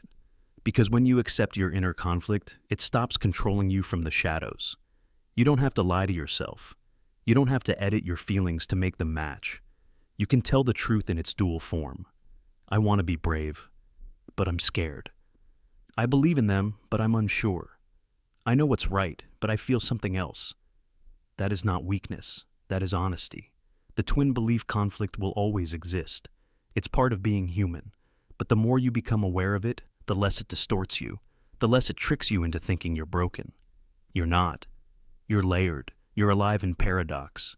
And maybe that's not something to fix, but something to understand. Something to carry with curiosity, with grace. Because inside you, there's not one voice. There's a chorus. And sometimes, it sings in harmony. Sometimes, in dissonance. But always, always, it's still your song. The volume illusion, bias. Someone raises their voice in a room. They speak faster, louder, firmer. They don't pause. They don't hesitate. They speak with absolute certainty, even when they were wrong. And yet, part of you starts to believe them. Not because the logic is flawless, not because the facts are clear, but because the volume makes it feel true. The tone makes it feel important. The confidence feels contagious. This is the volume illusion bias, the psychological reflex that makes asterisk asterisk louder. More confident voices feel more correct. Even when they're built on nothing but noise. It's not about what's said. It's about how it's said. Your brain, wired for survival, doesn't always search for truth. It searches for certainty. And volume fakes certainty beautifully. From ancient tribes to modern talk shows, volume has always meant power. The loudest person in the room could command attention, could silence challengers, could overwhelm doubt. And somewhere along the way, our brains evolved a shortcut. Loud equals right. But that shortcut betrays us more than we realize.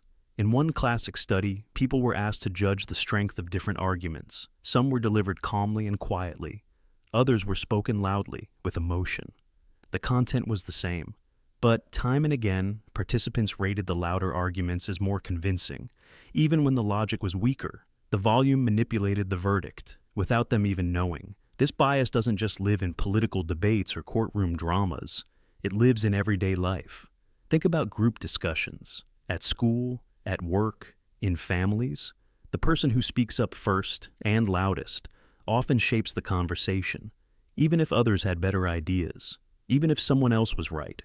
The quiet voice of reason gets drowned out by the booming voice of false confidence. This is why misinformation spreads so easily. Loud voices repeat simple lies until they feel like facts, because repetition rewires memory. Volume amplifies emotion, and confidence camouflages emptiness. The brain stops asking, "Is this true?" and starts asking, "How strongly do they believe it?" That's when noise becomes belief, and belief becomes contagious. Social media has only magnified this illusion. Algorithms reward volume, not truth. The post that gets shared the most, liked the most, screamed the loudest. It dominates, not because it's wise, but because it's visible. The louder the signal, the more your brain pays attention. And the more attention it gets, the more credible it feels. It's a loop, a trap, and most people never see it. Even in relationships, this bias plays out. In arguments, the louder partner often wins. Not because their points are better, but because their presence is heavier. The softer voice is painted as uncertain. Emotional nuance gets mistaken for weakness. The person who speaks with care is often interrupted by the one who speaks with force. And so, volume not only rewrites perception, it reshapes power. But the real danger? You don't just fall for the volume in others. You start turning up your own. You begin to think that if you're not loud, you won't be heard. That if you're not confident, you're not right. That the only way to win is to shout louder than the lie. So you raise your voice. You repeat your point. You mimic the noise. Until eventually, the line between truth and performance disappears. This illusion is everywhere. Political rallies, news segments, sales pitches. The louder the tone, the more believable the claim. Say it with confidence, they teach you. Act like you own the truth, and people will follow. And too often, they do. But here's what you need to remember. Truth doesn't need to shout. Reality doesn't require volume. Wisdom isn't loud. It's patient. It waits. It speaks with clarity, not force. And yet, we keep overlooking it, because the volume illusion tricks you into thinking force equals fact. That if someone is passionate, they must be right. That if they're loud, they must be honest. That if they say it enough times, it must be true. But you have to unlearn this. You have to pause when the room gets loud. You have to ask, is this real? Or just rehearsed confidence? You have to look past the volume and into the logic, into the evidence, into the space behind the noise. Because the truth doesn't always come with a megaphone. Sometimes it comes quietly, in a whisper, from the person no one interrupted long enough to hear. You have to train your mind to separate intensity from integrity. Just because someone feels sure doesn't mean they are. Just because they talk fast doesn't mean they're informed. And just because they say it over and over doesn't make it true. There's a reason cult leaders, con artists, and dictators speak with such conviction. They understand this illusion. They weaponize it. They use volume and confidence as camouflage for weak ideas and dangerous lies. And once the illusion sets in, people stop questioning. They follow the tone, not the truth. And by the time they realize it, it's too late. So when the voices get loud, don't just listen harder. Think deeper. Ask, does this make sense or does it just sound powerful? Am I being persuaded or overpowered? Because the world doesn't need more noise. It needs more listeners. It needs more minds that can cut through volume and find value, that can hear the quiet truth in a loud world. The volume illusion bias isn't just a quirk. It's a warning that what you believe might just be what you heard most loudly. And if that's true, then maybe silence has more power than we ever imagined.